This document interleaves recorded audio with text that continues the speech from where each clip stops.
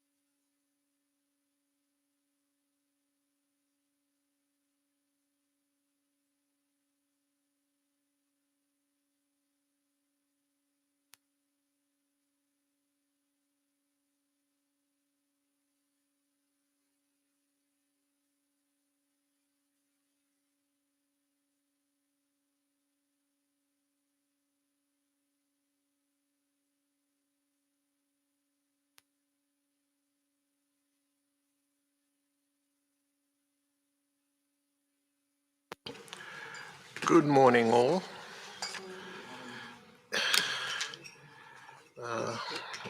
Today we continue with argument which we began yesterday, and it is you, Mr. Masuku, who is up now.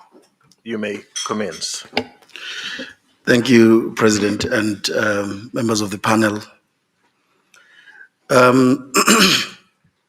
Mr. Smelan and myself have split our arguments. I will deal only with what we will call charge one for lack of better terminology. But because we have prosecutors on the other side, perhaps we should call it charge one, which relates to the dual status, the allegation that Judge Makhubele held a dual status. But before, and then Mr. Smilane will deal with the rest, with charge two. What I thought I would do, listening yesterday to my colleagues' submissions and reading their heads of arguments, and also just listening to the questions, was to start off by just looking at why we're here, which is a question one of our colleagues raised at the beginning of their submissions. Judges, like every other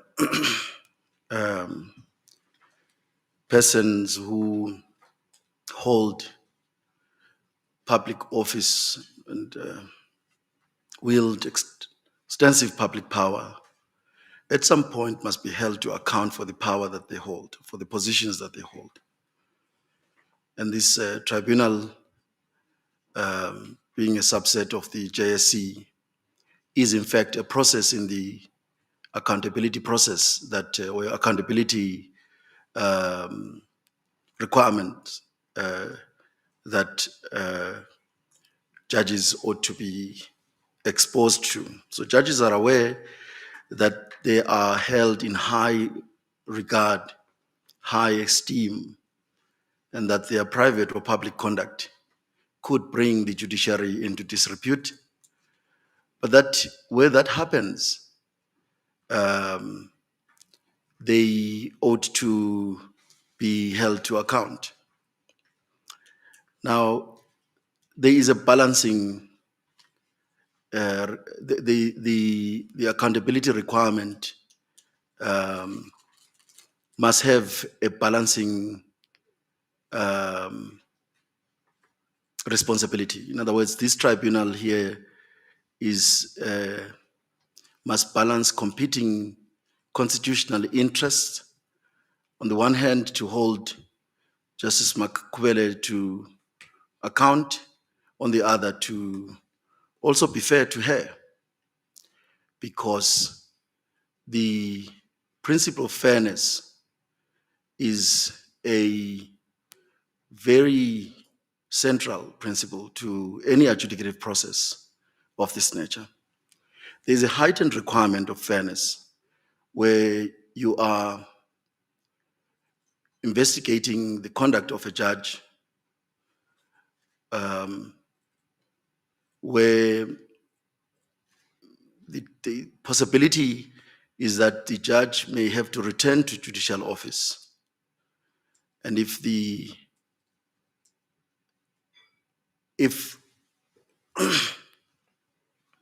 tribunal has not held the balance of fairness properly, it may well be that even if a judge is found not guilty, that because of what has been said during the tribunal, of the words that have carelessly been thrown around, that judge does not have the dignity that a judge ought to have in order to perform the functions that they need to perform.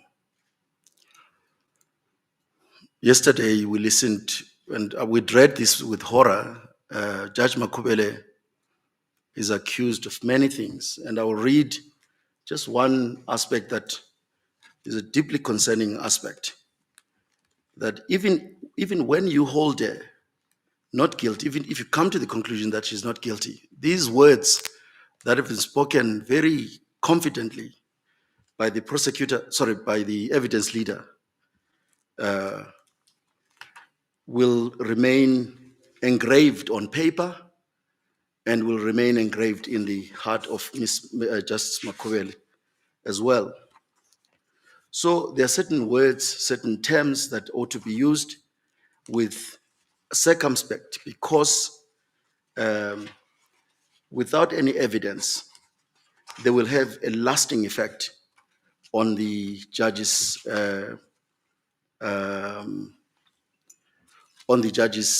character and undermine the judicial office very seriously. There were many, but we came up with the conclusions that are drawn, or that the evidence leaders seek to have this tribunal draw from the evidence that has been presented. In paragraph 314 of their submissions, when they've spoken about what the difficulties they have, this is what they seek the tribunal to draw inference or to conclude: that Justice Makhubele acted intentionally to further an illicit, unknown purpose. Let me stop there. Is there evidence that Justice Makhubele intentionally or unintentionally furthered an illicit purpose? Was there evidence of that nature that was submitted? We submit there was none. But that submission sits in the submissions of the evidence leaders. There's a submission, paragraph 314. I beg your pardon. It's not the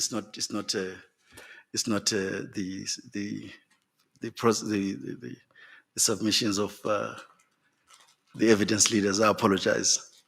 It's the submissions of the complainants. It is the complainants that seek. There are a number of them. The complainants have not submitted a single shred of evidence that support that kind of conclusion, that there was an intention by Ms. Makhubele to further an illicit, but they also say unknown purpose, which is an oxymoron, because how can an illicit purpose be unknown? I mean, I think that's just also an attempt to simply throw mud at Justice Makhubele. Something must stick. So if you use strong words like illicit purpose, unknown purpose, something must stick. And then they say in paragraph 314, Justice Makhubele acted in a reckless way with utter disregard for the PFMA, the law, and her ethical obligations to PRASA, while pridefully refusing to be questioned or admit her error. Just words like pridefully, you're talking about somebody who is a judge to whom is extended a presumption of integrity and dignity. It doesn't matter how much you despise Justice Makhubele as a judge. Our responsibility sitting here is to ensure that we conduct proceedings that advance what the Constitution says in section 165(4), that assist and protect the courts to ensure independence, impartiality, dignity, accessibility, and effectiveness of the court. If I sat here yesterday and I listened to the evidence leader, Mr. Pavi saying that Ms. Makhubele has committed criminal acts with a judge who has been accused of a crime. But we ask ourselves, where do criminal acts, who investigate crimes? Who must investigate a crime? What is the crime that, I know they say it's the PFMA criminal crimes, we'll deal with that. But it's words like those that devalue and diminish the process that is meant to engender public confidence in our judges, irrespective of what you think of them. And I'm not saying that you have to be memby-pemby about a judge who has committed errors. You've got to be forthright about it, but sometimes you've got to be circumspect. What words you use in order to describe the conduct that you're dealing with.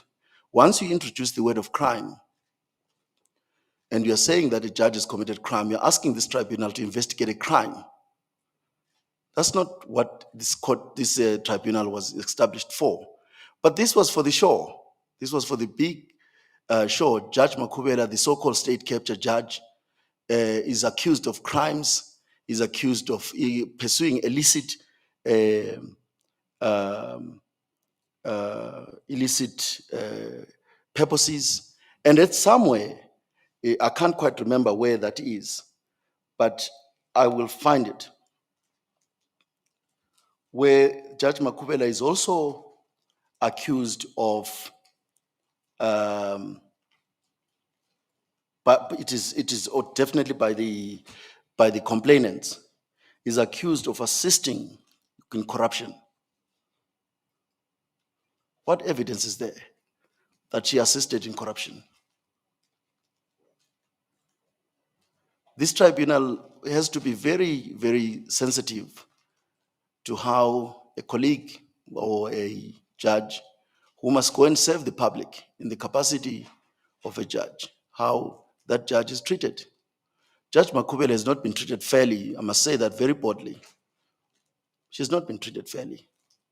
One of the things she has not been treated fairly on is the fact that she has had to beg for the government to fund her legal representation. I'm the second or third legal representative that she has asked for.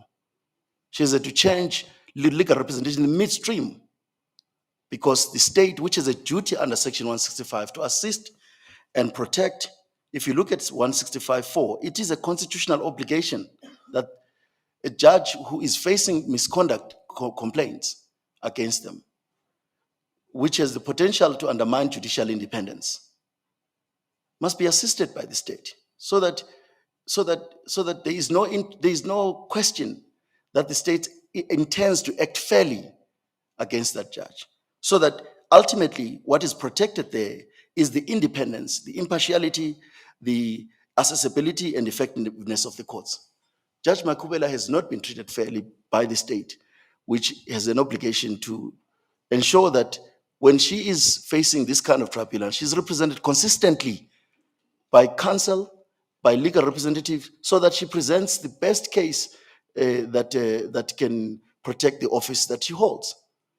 In the middle of nowhere, she in fact had to start representing herself at some point. That can't give a judge a dignity at all. No judge would want to be treated like that.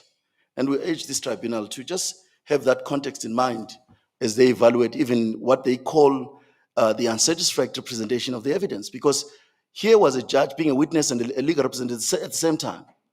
And we suggest that the purpose of this tribunal is to ensure that, is to meet those requirements of ensuring that the office of the judge, whatever position one takes, retains these attributes of dignity, effectiveness, impartiality, independence.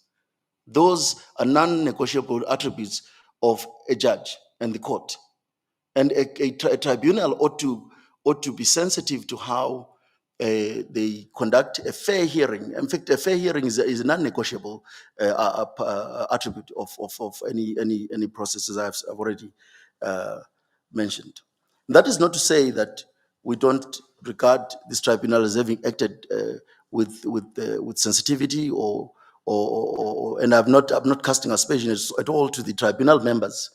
I'm suggesting that there was a very gross unfairness in the sense that Justice Makhubele did not have a legal representation. She had to constantly raise the issue of legal representation and the fact that no counsel or some counsel who has been appointed has not been paid and there's complaints about payment and all that. That cannot be a fair way of conducting proceedings against judges.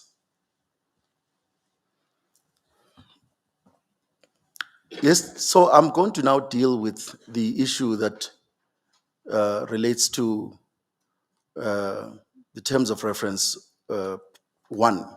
I'm avoiding to call it a charge because this is not a criminal process.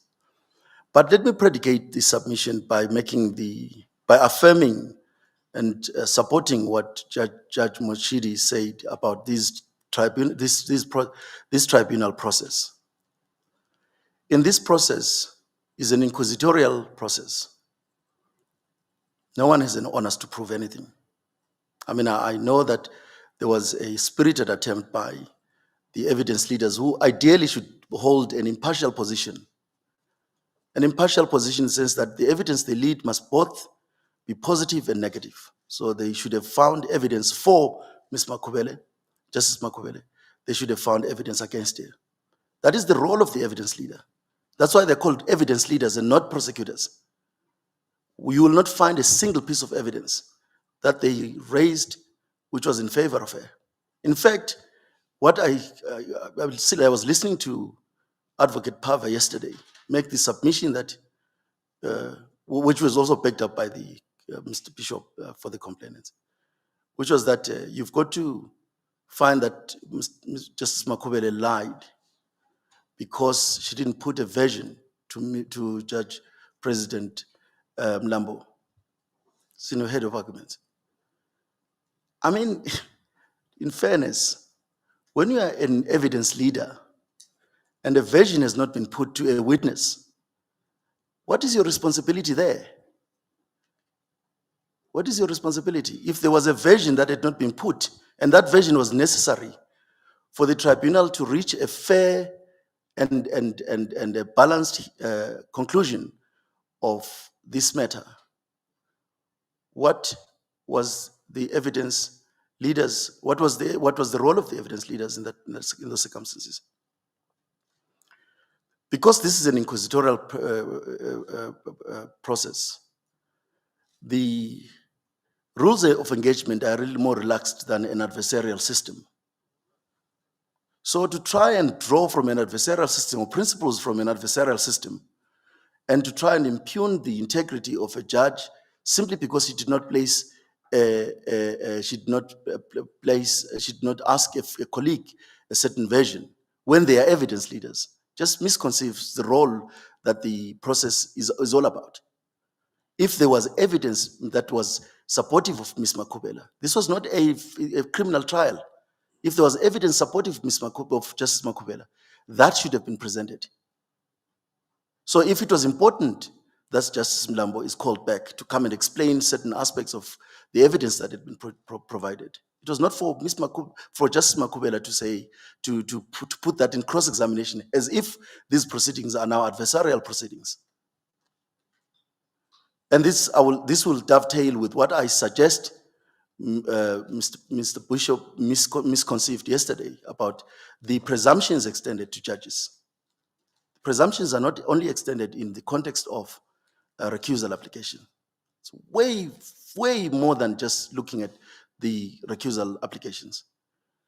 Because if you look at how justices of the Constitutional Court have described the recusal application and what it implicates and what it means, it's just way than that. It suggests that when you make an allegation that a judge ought to recuse themselves, you are essentially attacking the very foundation of what makes a judge. But, before you even accuse a judge of anything, you've got to operate on these presumptions. These presumptions are generated precisely for the reason that judges, while they should be held to account, play a very important role in society. Their legitimacy to perform these functions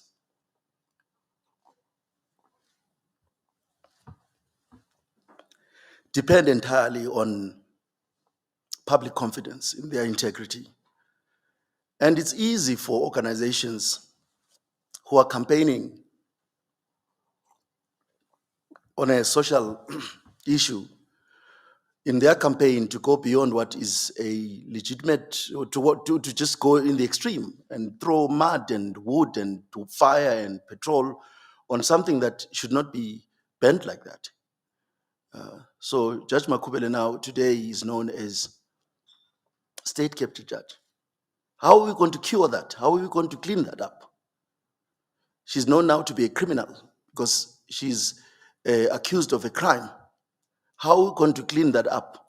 Even if we were to find that on the terms of reference, she cannot be found guilty of the gross misconduct that she's charged with. How are we going to claim the fact that they say that she is a deliberate, which means that in her mind, when she was engaging with the activities of PRASA, she intended for illicit outcomes. How can that be cleaned up? So it's important that, anyway, I'll come back to the issue of presumptions and why they're important for this tribunal to refer to them when they when they assess the evidence of judges, particularly Judge Mlambo and Judge Makhubele. We do not seek to impugn Judge Mlambo's evidence. We have problems with it, and we will raise those problems with you. We're not asking you to make any adverse findings on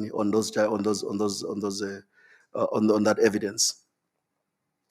In the scheme of things, and in the various attempts to manage a crisis, people do forget, and people do get into situations that they can't explain. And I will show why this focus on this meeting of January is really nothing really to be concerned about, unless you consider Justice Makhubele to be a criminal who seeks to lie about everything she said, or that she has a corrupt mentality, that she wants to corrupt the evidence itself. So the first question I want to deal with is why this tribunal must decide the validity of the president's appointments. Mr. Bishop yesterday says it's not necessary for that to be done, and he reflects that even in his heads of arguments. But that misses the point, because in the terms of reference, which are helpfully reflected in paragraph 11 of the complainant's heads of arguments, the question asked is whether the respondent improperly held a dual status as a judge of the High Court, South Africa, and chairperson of the Interim Board of Control of PRASA, and in doing so, rendered herself guilty of gross misconduct as envisaged in section 177 of the Constitution. The question itself requires that you accept the validity of the status of a judge. You accept that so improperly held a dual status, improperly held as a judge and as a chairperson of PRASA. Now, in our submissions, we say she did not hold the position of a judge. How do we make those particular submissions of law without necessarily determining whether or not the two appointments by the presidents are valid? You've got to choose. You can't leave the situation as it is, because it's a constitutional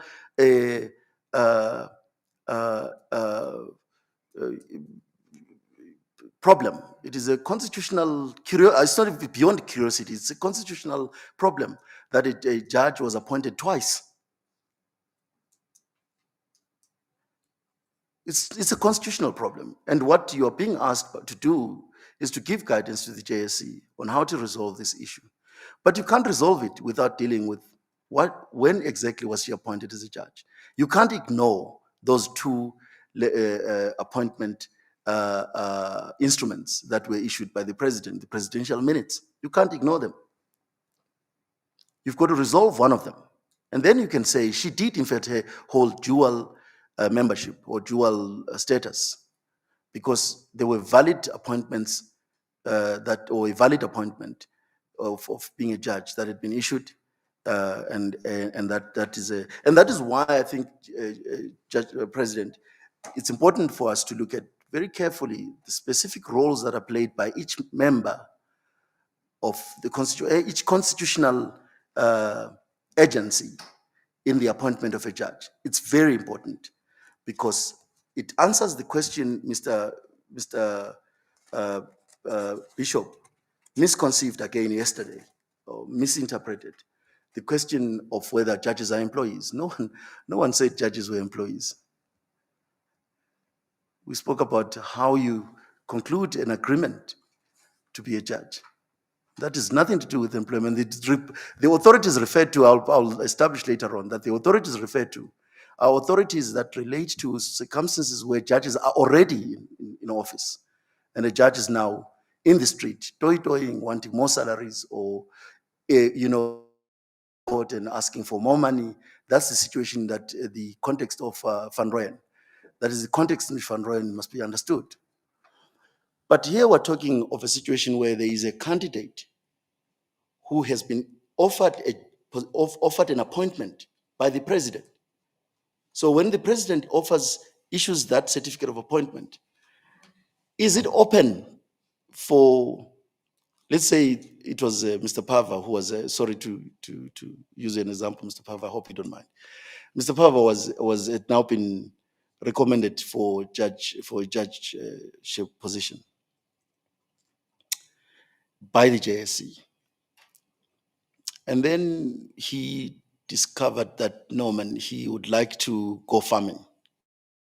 Judgeship is not something that he really wants. He has watched you judges do your work and he thinks, no, man, it's just too much of a restrictive job. He would like to dance on the ceiling.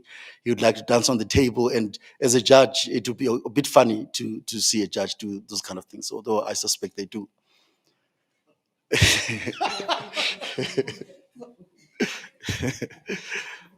Can a judge, or can a person who has been offered a letter of appointment by the president refuse it? That's the question that Mr. Bishop did not engage with. You mean a certificate? Yes, once a certificate has been issued by the president, can somebody who has been issued that certificate refuse it?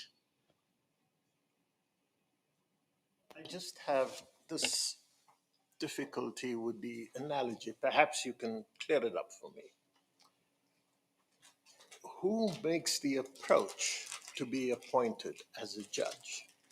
Does the candidate make the approach, or does the president ask the candidate, do you want to be a judge?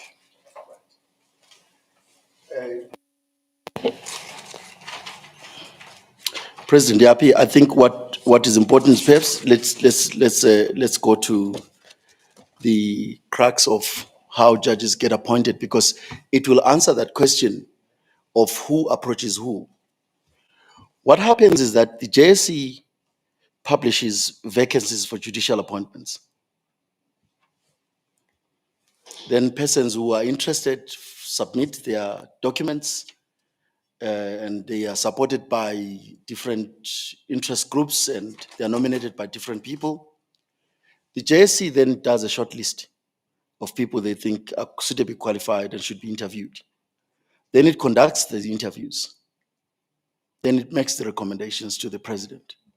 When they make the recommendations to the president, they say to the president, we've conducted interviews of people we think you should appoint to the bench, and the president then considers the recommendations, and the president would then make the appointment in accordance with the JSC process. Now, this tribunal could improve that situation, the opaqueness of what happens when the president actually gets the recommendations. Let's assume that the tribunal has missed the fact that Justice Makhubele was in a dual status of PRASA and is now sitting with a recommendation from the JSC that she must be appointed. What must the president do? The president would not ordinarily, if he's concerned about that issue, would return the candidate or the recommendation to the JSC and say, well, you recommended this candidate for appointment. It has come to my attention that this candidate is a director of PRASA, and I'm concerned about that. Give me some advice on what I should do. The JSC may well say to Ms. Makhubele or to whoever is being recommended, well, the president has returned your recommendation or a recommendation with questions that can only be answered by you. You did not tell us that you were a PRASA chairperson at the time that you conducted the interview. That's a problem for us. So I'm saying there is an opaqueness in that process. I'm saying, suggesting to you is that as an appointing authority, the president has a latitude to engage with the recommendations of the JSC to the extent that I've suggested, which is to engage with the JSC on their recommendations and suitability of particular candidates. There's also the evidence of Judge Mlambo, which I heard for the first time, that the Ministry of Justice, and Judge JP, having been a JP yourself, would know that the Justice Department would then you as JP to indicate when those judges could begin their starting date, right? If that is the process that occurs, then I would suggest that it's incumbent upon the JP to then go to the candidates themselves and to say to the candidates, I've been asked by the ministry to indicate what dates you wish to begin. Is there any reason why you should not all start in January? And then the candidate would say, yeah, well, just JP, the problem with I have is that I have a running trial of which I was the only advocate. The trial is midstream. Can I just complete that trial? It's going to take about a month or two, and then I'll be back. I'll come and do the thing. And the JP will say, well, we can give you some dispensation to start late or whatever. But some decent arrangement is made.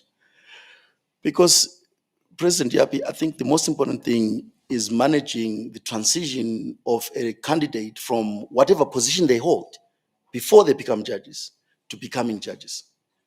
And it's like what do they call it? It's a truth that cannot be vitiated. That if it came to your attention as either the president or the minister or the judge president that there was something wrong with a particular recommended candidate that has come to your attention, which was not there when he was interviewed, that you bring it up. That is a duty you have. You can't ignore it, right? And I'll come back to that duty because I suggest that to the extent that Justice Mlambo believed that there was something wrong with the appointment of Prasa, there was a duty on him to report the matter to the JSC. But so here's the answer to the question, President, that you asked.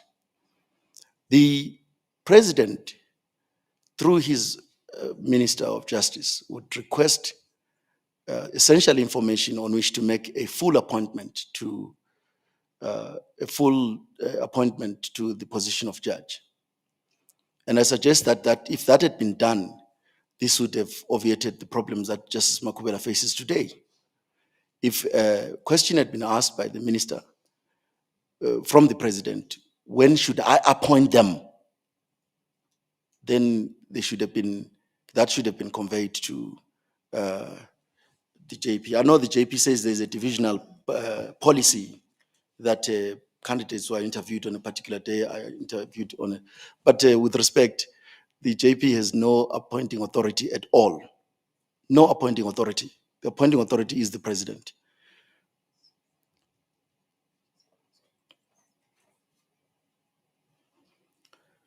So the president then issues a certificate on the premise that the minister, the JP, have given him all the information that is necessary to process a valid appointment that would not suffer that would not be rejected. Let's put it that way. So when he or she produces a presidential minute, it's on the assumption that he has all the essential information that is necessary for him to make that appointment. So he does make the appointment with the input of the JP and with the input of the minister, and that should assist the president. So when the president makes that appointment, he then issues the presidential minute. Then the presidential minute is given to the minister. The minister then gives it to the JP, and the JP transmits that information to the relevant candidates. What I'm suggesting to you, the panel, is that that process does not take away the right of the candidate to say, no, I do not want to be appointed on a particular date.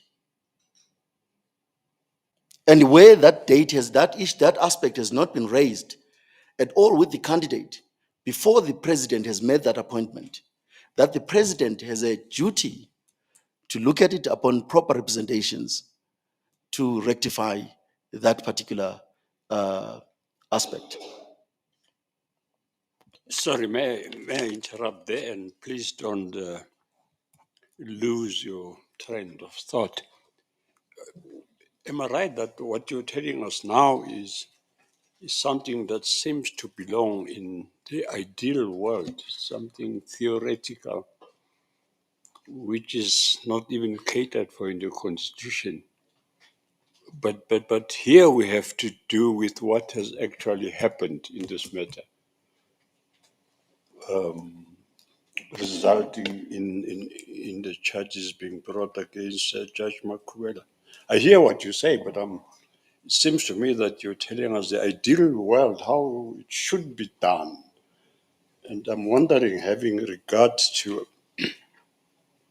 our terms of reference for this matter, whether we have the jurisdiction to do that, to correct matters which are not set out in the Constitution or in the rules or wherever. Am I getting it wrong?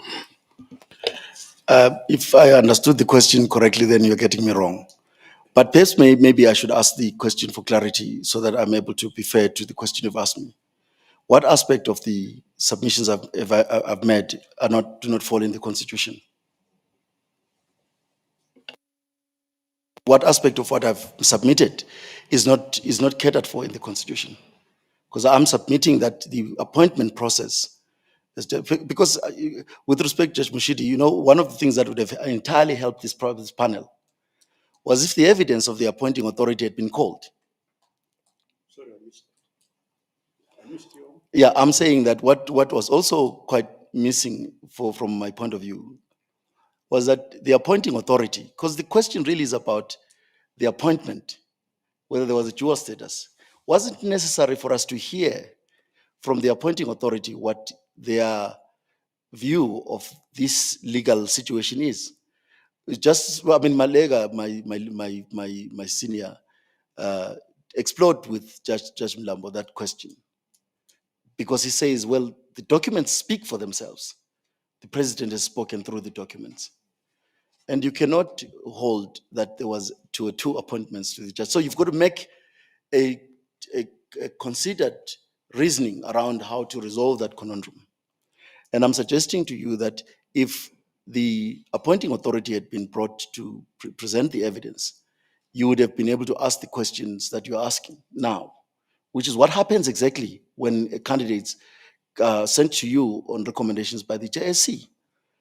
Is it open for you to reconsider one aspect of the appointment that you make, for example, the starting date?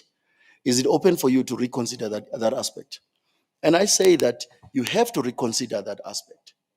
You have to say by reference to the Constitution, and I'm not talking idealism or something that is ideal, I'm talking something that's located in the Constitution. And you will see that in section 165.4, and I want to go back because that's the argument we make. Section 165.4 says organs of state through legislative and other measures must assist and protect the courts to ensure independence, impartiality, dignity, accessibility, effectiveness of the courts. Now, if you're about to make an appointment that is inconsistent with judicial independence, as alleged in this case, you're about to make an appointment that is inconsistent with the dignity of the office of the judge. And that can be prevented. Why would it be inimical to the power of the president of appointment to relook at that aspect when that has been properly motivated before him? And I'll come back to the issue that Justice Moshidi raised relating to whether Justice Mlambo should have referred the matter back to the JSC. But that's based on the evidence of Justice Mlambo himself, that if he believed that was wrongdoing, then he should have gone to the JSC. And I think Justice Moshidi is correct on that aspect. But I'm saying when we assess whether or not Justice Makhubele was appointed to commence duties was from the 1st of January or from June, we're mindful of the fact that we don't have a constitutional crisis if we interpret the Constitution properly. The president, as the appointing authority, has the power to relook at an appointment that has been made, where it has nothing to do with the fact that because this is the argument we make.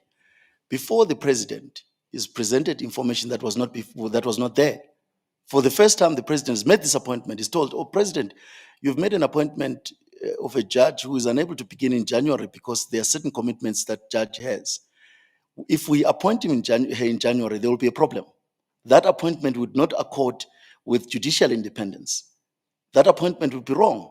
And I'm saying the appointing authority who must make appointments that accord with judicial independence must then relook at that aspect and say, what aspect of this issue are you raising with me? And if the issue is, well, she's not able to commence dates in January, or when does she want to commence? Because remember, according to Justice Mlambo, that question has been asked through the minister, right? And so we don't know, we're having no evidence from the appointing authority what was there before him that would have made him insist on making this appointment. There is an absurdity in making the suggestion that once a president has made the appointment, upon being confronted with information that this particular appointment does not accord with judicial independence, if it begins on a particular date, for the president simply say, no, tough luck, you must just deal with it. There's something wrong with that. That cannot be our constitutional system that gives the appointing authority no power to correct or to consider representations made to him about why a certain appointment would not accord with the judicial independence if it was carried out at a particular day. Remember, that is not the appointment per se that will not be in accordance with judicial independence. It's the when that appointment is commences. So all that the judge is looking at is simply saying, sorry, Judge Yapi. I wanted you to finish, but the question I have is this. In this particular case, because we are confronted with the facts as it is been told to us in this hearing, when do you think the aspect that you are now addressing should have happened? Because according to Judge President Mlambo, he became aware that Judge Makhubele couldn't start, I'm just dealing with his evidence, on the 1st of January when she didn't come in to take the oath. And he was then confronted with the situation, if we accept his evidence, around the middle of January. It was only then that it became clear that she couldn't start on the 1st of January, as far as he was concerned. Now, my question is this. When do you think the appointee, let's call him then, because according to the argument, that person is not a judge. When do you think the appointee should raise the issue that I can't start on the appointed date? It's a question of when. Yes. Yes, I think I know it would be easier to simply say give a date, but Yes. I think it's difficult to give a date of Yeah, when. no, But can I give a context to the answer I'm going to give? Yes, so certainly. Yes.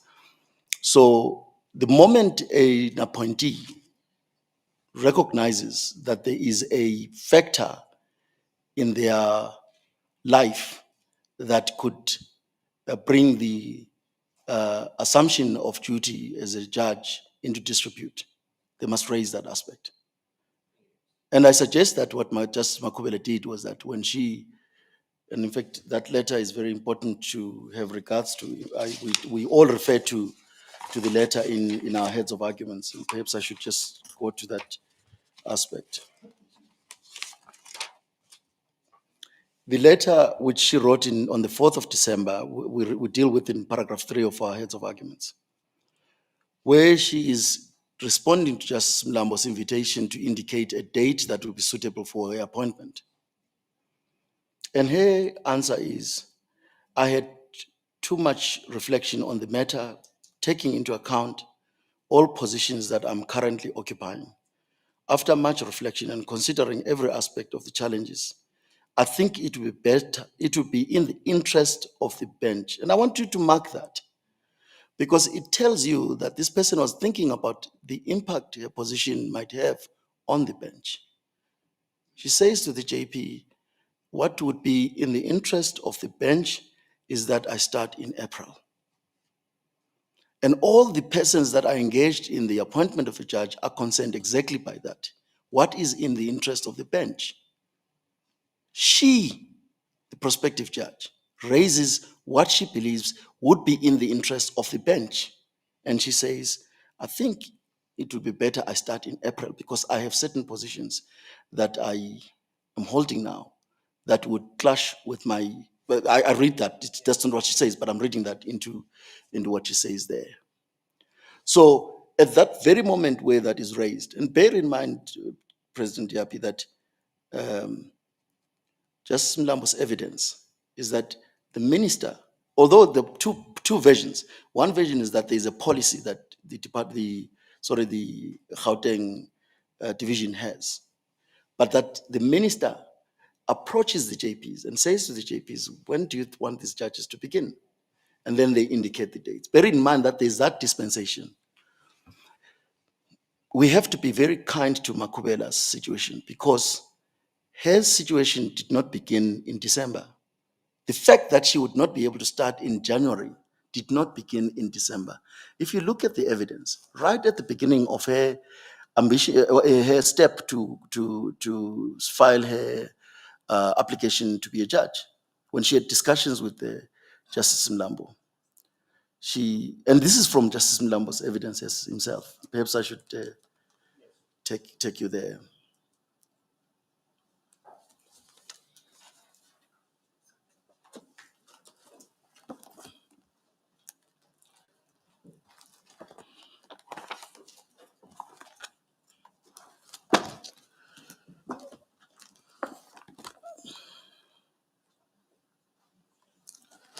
Oh yeah, sorry, I've got it here.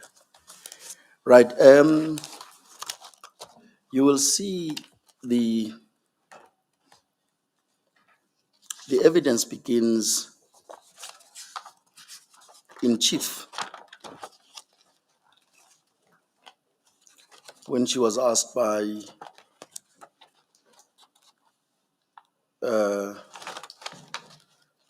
Advocate Harrison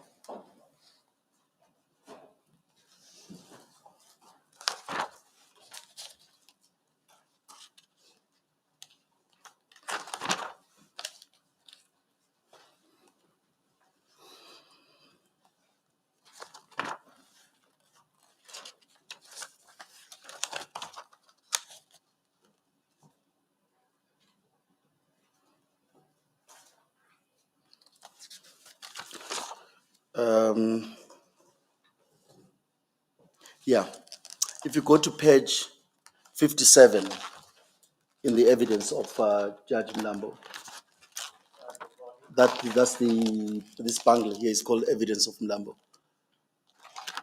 I don't know, it's got no volume, but volume 6. Thank you. If you look at page 57, where Ms. Zongo, I almost called you Justice Zongo, so maybe I'm being prophetic.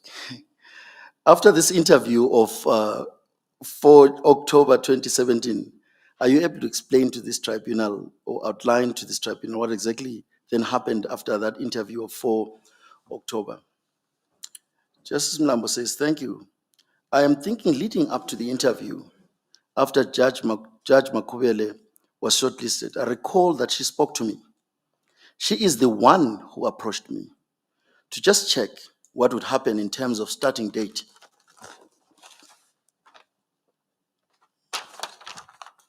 Were she to be successful in the interview? I told her that in Gauteng, the divisional policy is that candidates recommended in October should wind up their practices and be ready to assume permanent judicial office by 1 January of the following year. So that is what informed Judge Makhubele.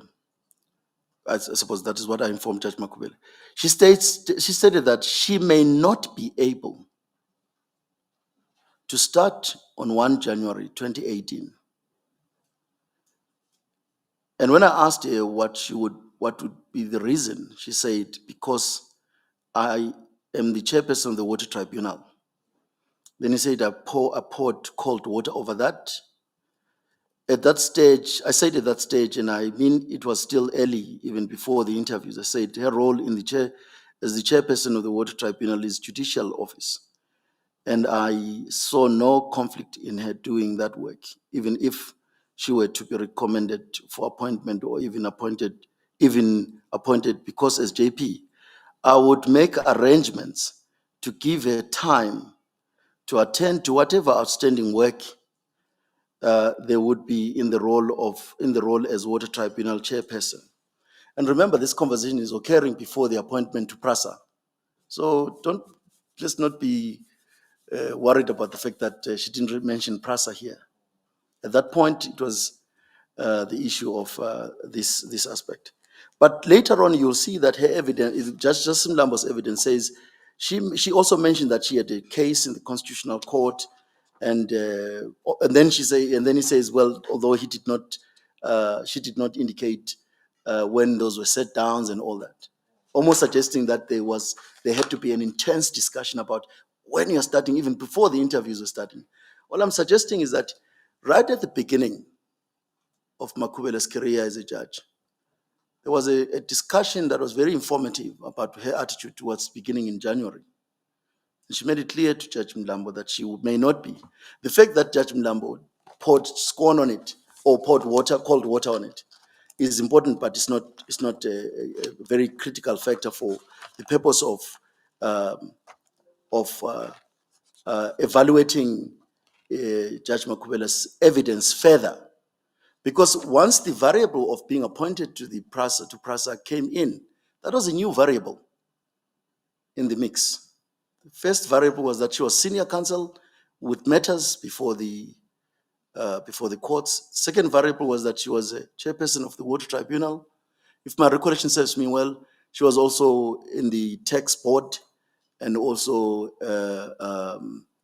as I say, the Water Tribunal. So when Justice Mlambo writes the letter, the famous letter on I think the 18th of October, congratulating the candidates for appointment, we should not make the mistake of thinking that that was the appointment. The appointing authority was not conveying to the candidates that they'd been appointed. And Justice Mlambo accepts that. Justice Mlambo acknowledges that is the case.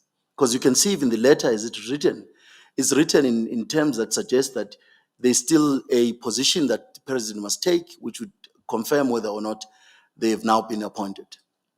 And when that letter in October is written, Ms. Makhubele, writes to Justice Mlambo and says, yes, thank you very much, but there's this issue that I need to still discuss with you about my starting date. That's a conversation that had already begun before she started her duty, the interview. So you can see that in her engagement with Justice Mlambo, there was this one variable that was troubling her, the starting date. And may I suggest that Justice Mlambo, on receipt of the letter or call from the ministry on dates, had he taken it to Justice Makhubele, in light of the discussion they'd had at the beginning, to say, when you were, just before you took up the position, you indicated that you may have problems in starting in January. Do you still have those problems? Because I'm about to recommend to the president that you are appointed from January. You've raised this issue of, I need us to discuss the issue of when I start. Now, when we get to the question, when do I start, as you put it, what is she raising with Judge Mlambo that he should have taken into account? Because apparently what was raised at that time was not her position at PRASA. It was positions not involving PRASA, which, according to Judge Mlambo, were not barriers or impediments to her taking up the appointment in January, as he had testified. Just dealing with Judge Mlambo's evidence, the first time he regarded the PRASA appointment of Judge Makhubele was when he spoke to her in the middle of January. That's his evidence now. And that's when she made it clear she couldn't take up the appointment on the 1st of January. His evidence is then he wrote to the authorities saying, well, it looks like she can't do it. Now, the question really is this, and it's important. When did her position at PRASA become a matter for Judge Mlambo to consider, because we are now going into what Judge Mlambo did, to regard her as not being able to start on the 1st of January? Was that before the 1st of January, or was it after the 1st of January? I have two answers to that question, President Yapi. The first one is that the determination of whether her position in the Water Tribunal or her position in any other tribunal or any other board or any, her position prior to being appointed, the determination of whether that conflicts with her duty as a judge must be made entirely by the person who must decide that. In other words, it was for Makhubele to decide whether or not, despite what the judge president thought about the issue, ultimately the person who must decide whether that position is a position that places her in conflict with her duties is Judge Makhubele. The JP can express a view on it, can give advice on it, but the person acting independently, acting as a judge should, including getting advice from the judge president, would be the judge concerned. So I accept that Justice Judge President Mlambo testifies that the first time he got to hear about this is in a meeting he cannot remember, sometime in the second week of January, that the first time the issue of PRASA came on board. But I'm suggesting to the panel that it is entirely for evaluating whether there's gross misconduct or not, the position that must be taken on whether there is a conflict with judicial duty has to be that of the judge. It's like when I asked the Judge President Yapi to recuse yourself. You must decide that question. It can't be decided by Justice Moshidi. Even if Justice Moshidi or could say, no, I think the question that they're raising is valid. The ultimate arbiter of that question is yourself. And we suggest that the ultimate arbiter of when it was in the best interest of the bench for her to begin her work was Justice Makhubele. It was not the judge president. The judge president could disagree with her, could give her advice, but if Justice Makhubele's conscience as a judge, if her conscience as a judge did not allow her to accept the proposition that as a chairperson of the Water Tribunal, she was performing a nonetheless a judicial function, and that therefore there was no conflict with her assuming judicial office. If she didn't believe that, that is the end of the issue as far as we're concerned. The second answer to the question, and this will also take us to the evidence of, and I want to take time to deal with the evidence of Justice Mlambo, just to prove that the evidence of Justice Mlambo is not what has been made to look like here. And I will not make submissions that are demeaning of any of the characters that are involved here. But with respect, Justice Makhubele's evidence is that she then, when she had indicated to Judge Mlambo that she preferred January, Judge Mlambo wrote back and said, it's your something about your undoing. If I may be of some assistance, I recall him when he received the letter of the 4th of December. He said, well, it's too late now. Words to that effect. Yes, Yes, and then there's the meeting, either the 14th or the 15th of Right. December. right. So she that's the 6th December response where he says the delay has been your undoing, unfortunately. The president has already done the appointment with effect from the 1st of January 2018. I'm awaiting for the appointment letters and certificates. We can meet next week or week after next. That's how it's put. So let's accept, which Makhubele does not accept, that there was a meeting, the physical meeting between Justice Mlambo and herself and Deputy Judge President. This is how the evidence goes, and we have to be very meticulous in looking at the evidence of Justice Mlambo when he deals with that particular aspect. And I want to refer to to Justice Mlambo's evidence when he was being cross-examined by my learned friend, Mr. Malega. So the questions by Advocate Malega starts on page 98, right?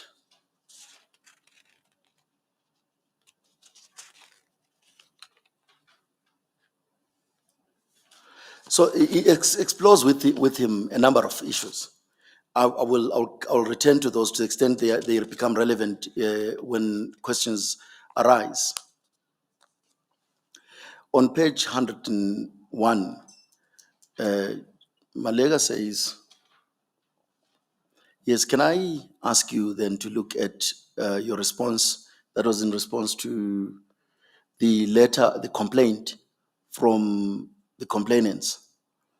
And he points him to the paragraphs. Do you inform the complainant that you have requested that the appointment of Judge Makhubele be with effect from 1 April 2018? He says, correct. Then he says, we'll come back to precisely what is the purpose and import of the date of commencement of office upon appointment as a judge. You say that that request of Justice Makhubele, the request for the taking effect of office was a request coming from Justice Makhubele. Justice Mlambo says, yes. Again, I would like to later on take you through correspondence, simply to explore the fact with you that Justice Makhubele made no secret about communicating a request to you. Yes. If it was an open request to you, she did not conceal anything relating to a desire to start from 1 April 2018. And then Justice Mlambo says she concealed her PRASA appointment. Also, that is awkward to say that she concealed her appointment when the appointment was widely reported in the newspapers. But we'll leave it at that. I mean, I'm not suggesting that means Justice Mlambo wanted to hear from the mouth of Justice Makhubele that she did not. It's quite tough to say she concealed the appointment, which suggests that there was a deliberate intention to conceal that she was appointed. But I'm not there yet. We will get to the PRASA issue because all it seems to me that you suggested that it is something that had worried you. And Justice Mlambo says, yes, it worried me. I will come back to it later when we talk about the correspondence you directed to the Minister.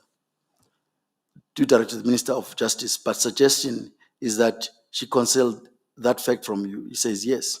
Once you learned about it, did you regard it as something that affected the suitability to occupy the office of a judge? Justice Mlambo says, I voiced my displeasure in the meeting. Maliga says, no, I understand. Mlambo says, yes. The point is, did you regard it as something that affects the suitability to occupy the office of a judge? And here is the answer. Yes, I would not have voiced my displeasure had I not held that view that she had rendered herself unsuitable by joining a litigant who was featuring in the division. Maliga says, can I interrupt myself here and take you to a letter that you wrote to the Minister of Justice? That is on page 22 of the same volume. They go through the letter. Then Maliga says, is it the letter that you write to request the minister, the then minister, Masuta, who is the Minister of Justice and Constitutional Development as then known, that a date of commencement of office be deferred? Justice Mlambo says yes. And by that time, you had known that she was acting chairperson of the interim board of PRASA. He says yes. You mentioned the reason why you requested the deferral in paragraph 2. And he reads, Madam Justice TNA Makhubele approached me after I had notified the Ministry of the Ministry of the appointment date of all newly appointed judges of this division.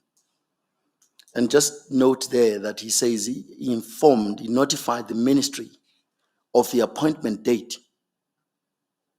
Bearing the argument I'm putting to the panel that issue of appointment date had been an issue raised by Justice Makhubele with Judge President Mlambo. She will require a few more months to fulfill all her tasks as the chair of the Water Tribunal, and is kindly requested that her date of appointment be amended to commence on 1 April 2018 instead of 1 January 2018. And then the evidence goes on. It says, you do not mention in that paragraph or elsewhere in the letter whatever concern you may have heard about her involvement in PRASA. The Judge President says, no, I did not. I take it that there must be a reason why you did not disclose that in the letter. Justice Mlambo says, I think, as I said, her official reason to me for wanting to start in April was mainly her water chairpersonship. The PRASA issue came out because we extracted it out of her. It is something clearly that told us that she did not want to talk about. Maliga says, no, I understand, but the point is, at this stage, when you write to the minister, you are aware of her involvement in PRASA. He says, yes, yes. The point really is that you do not tell that to the minister as one of the reasons you requested deferral of commencement of office. Justice Mlambo says, that is correct. There has to be a reason why you did not tell the minister of that matter, which is, in your view today, was a concern to you. He says, yes. Then Maliga says, I respectfully suggest that the reason why you did not disclose that fact to the minister is that you did not consider it as a matter that affected the suitability to be and to remain in office as a judge. I suggest to you why that is so obvious, because what you request is for her to remain in office, but to start later on. So by that logic, you still regard her as a judge suitable to serve in office, but only from 1 April.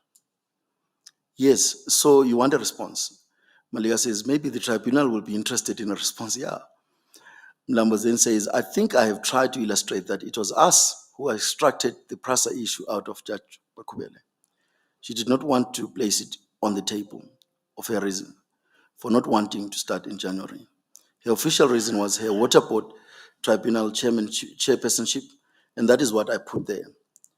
Yes, I had concerns. That is why I expressed them to her in that meeting to say it is unbecoming of her to join an entity that was featuring in the division in litigation regarding alleged corrupt tendencies, and then come back to the division as a judge. Judge Mlambo, we will get to the date on when she took office, yes. For now, I do not want to repeat myself. All I'm saying to you is that a matter of momentous concern to you was not disclosed to the minister in this letter. Justice Mlambo says, yes. Can I get back to where I was before I interrupted myself? Then it goes and he says, it says I was at page 33. In paragraph 4, you in response communicate the following further matters to the unite behind. The first is that Justice Makhubele had not taken oath of office as at 29 January 2018. Correct? He says yes. I suppose that is That's what Malega then says too. I suppose that is what we casually call the oath of office by judges before they commence their duties as judges in Schedule 2 of the Constitution. And there's a reason why judges are required to take an oath of office before they serve as judges.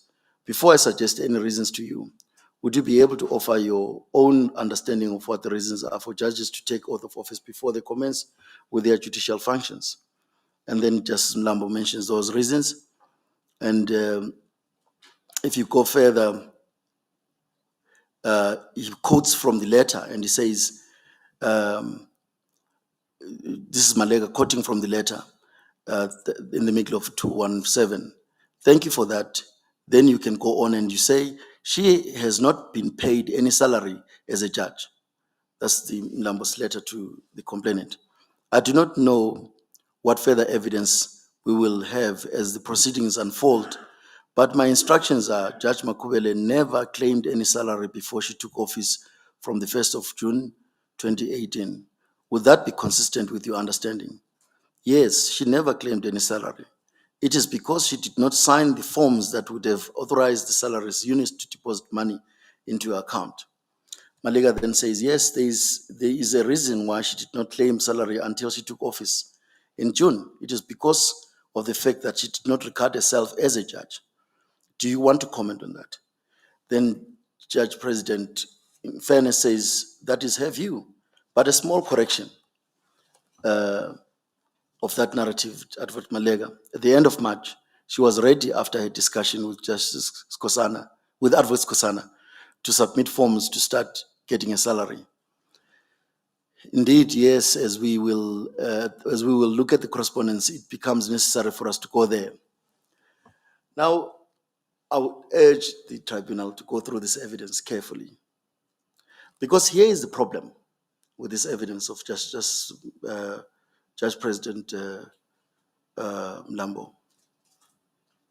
Judge President Mlambo has just identified from a judge, has just identified or expressed serious concerns about the judge's suitability. He's gone as far as saying he doesn't think that she was suitable.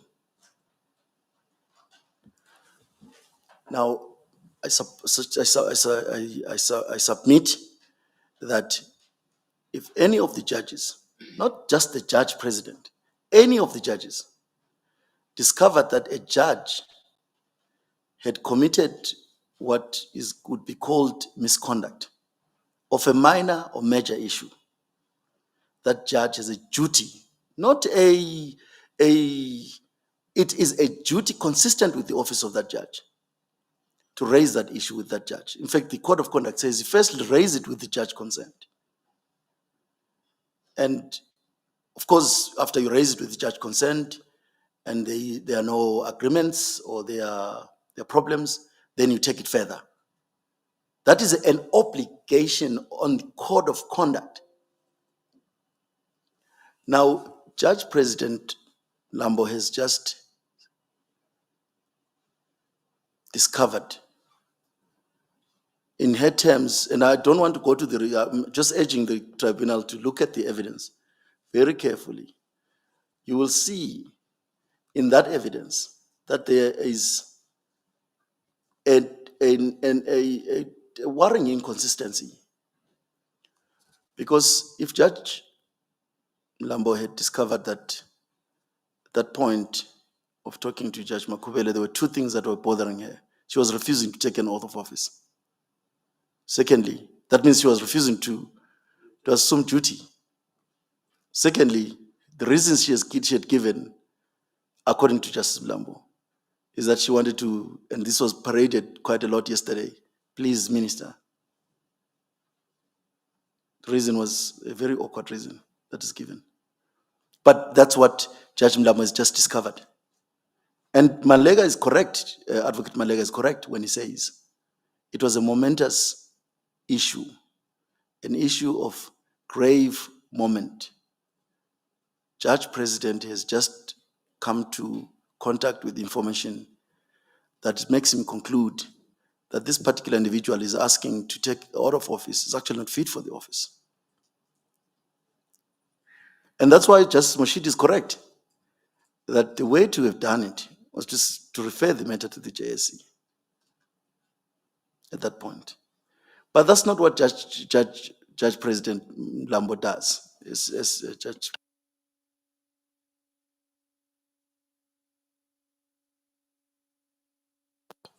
The argument that you're now advancing goes to the conduct of the Judge President Mlambo. What we are concerned with in this tribunal is the conduct of Judge Makhubele. What does that all say in your submission about the conduct of Judge Makhubele?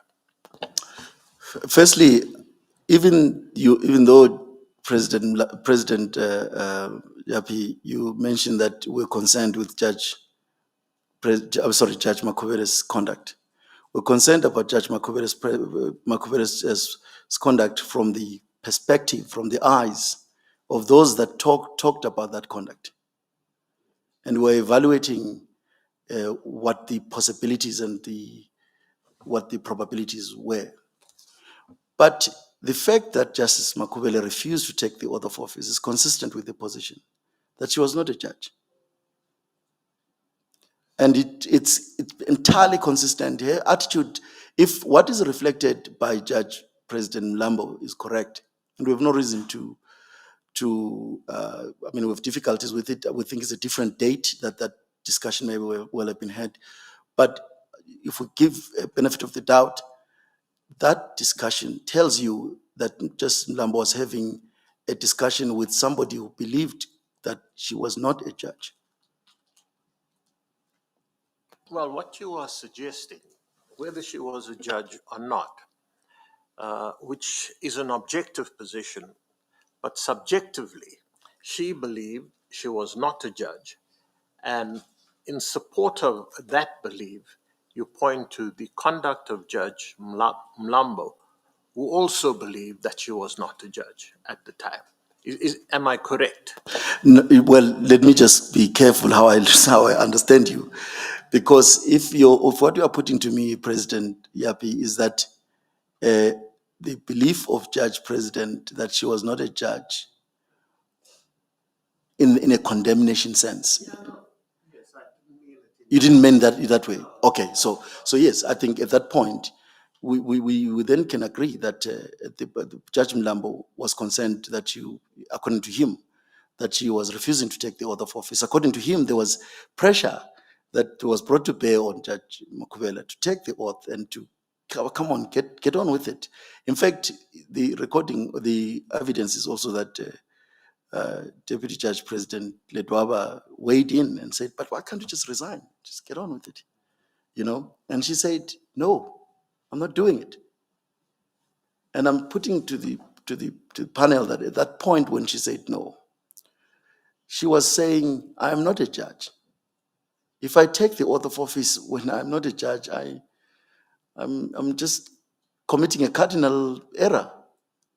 I've just said to you, I want to be appointed on a date where that would conflict with my other position. If I do this, this will then put me exactly where I don't want to put myself in." No, what I'm suggesting, following your argument, that she was not alone in her belief that she was not a judge until she took the oath. And you say this seems to be supported by the way Judge Mlambo went about dealing with the matter. Have I got it correct, or do you wish to put it any other way? Yes. No, I want to qualify my submissions in respect of what Judge Mlambo's belief was. Because Judge Mlambo's belief seems to suggest that he believed that she was a judge from January. In fact, his evidence is that he was a judge from January. That's where I'm going. Yeah. If he believed that she was a judge from January, then why would he get involved with further correspondence with the minister as such? Yeah, that. Well,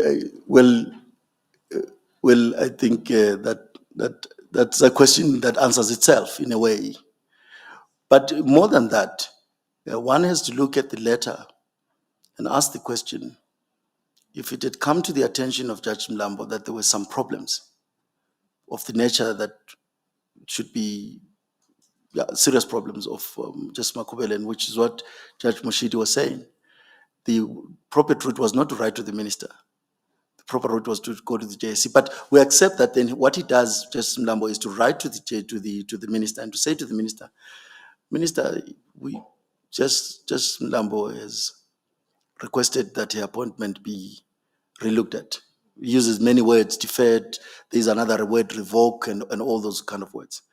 But here is the issue. Once that has been triggered, and we suggest that Judge Mlambo's actions were quite correct, to write to the minister and to say to the minister, Minister, I gave you a date that all the judges are coming in January, but there's one particular judge who is not able to commence in January.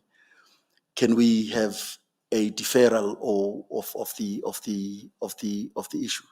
And you will see that when managing that transition, that process, the minister quite correctly gets a legal opinion. The legal opinion is a legal opinion, so I don't particularly agree with it, but it concludes that only because it's one aspect of the appointment process, the president is not snookered out of relooking at the issue and issuing a new determination. So the tribunal ought to be, we have to accept that when the president relooked at the issues, he was not relooking at the issues on the premise that there was a valid appointment. And I cannot imagine that when President Ramaphosa started looking at these questions that were being raised by the minister and the JP and all those questions, that he was simply looking at only those. He must have looked at the JSC report too. And the interview of Justice Makhubele was riveting. Even the complainant, angry as he is at Justice Makhubele, had nice things to say about Makhubele before appointment. When she did her interviews, it was one of the best interviews that were done. It was a story South Africa should hear over and over again. They say so themselves. They were quite happy to have a woman who had struggled through would really move through the mountains to get to where she was. It was a beautiful story. So the president must have looked at all that and issued the appointment that she starts on the 1st of June. So we want to submit that to hold that she was a judge from January creates a constitutional, I have a word for it, which is in the heads. It's in the heads. I can't remember the word I used, but it creates a constitutional absurdity. And the absurdity there is that a president can't appoint the judge twice.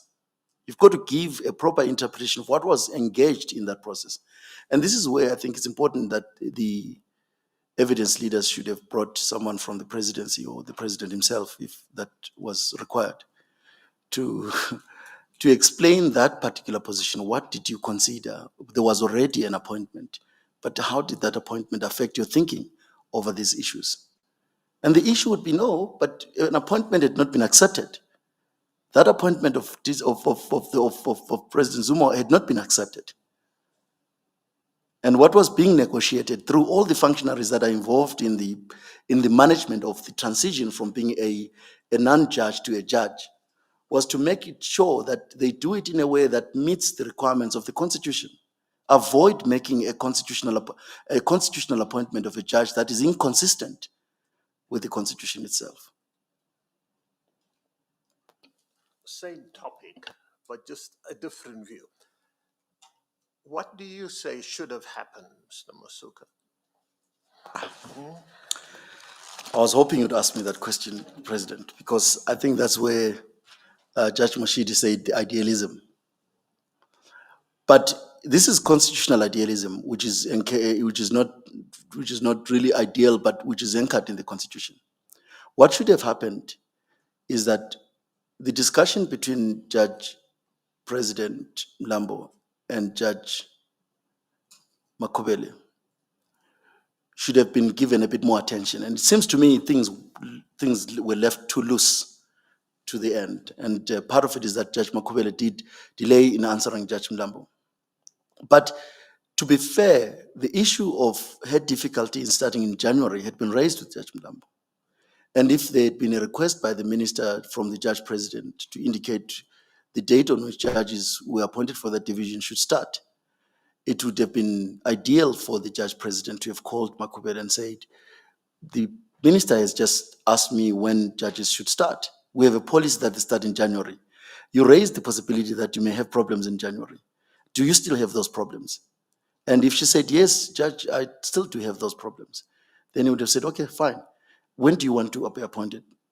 April. And then it would have been conveyed before the first presidential meeting, the minute was, before the 1st of January, would have been conveyed to the president that, oh yeah, there's a judge who wants to start in April. And the presidential minute would have reflected that minute. So these were measures that were necessary to be corrected. And wherever the lapse lay, these were measures that were necessary in order to correct an appointment that could have created problems for the judiciary. And we accept from Makhubele's own mouth that she viewed that her appointment in January would not be in the interest of the bench. That's a very important observation. And so that would have been the ideal process to follow, and I submit that would have been the constitutional position to follow. Now, but the second issue is this. Now that that process I suggest should have been the process was not followed.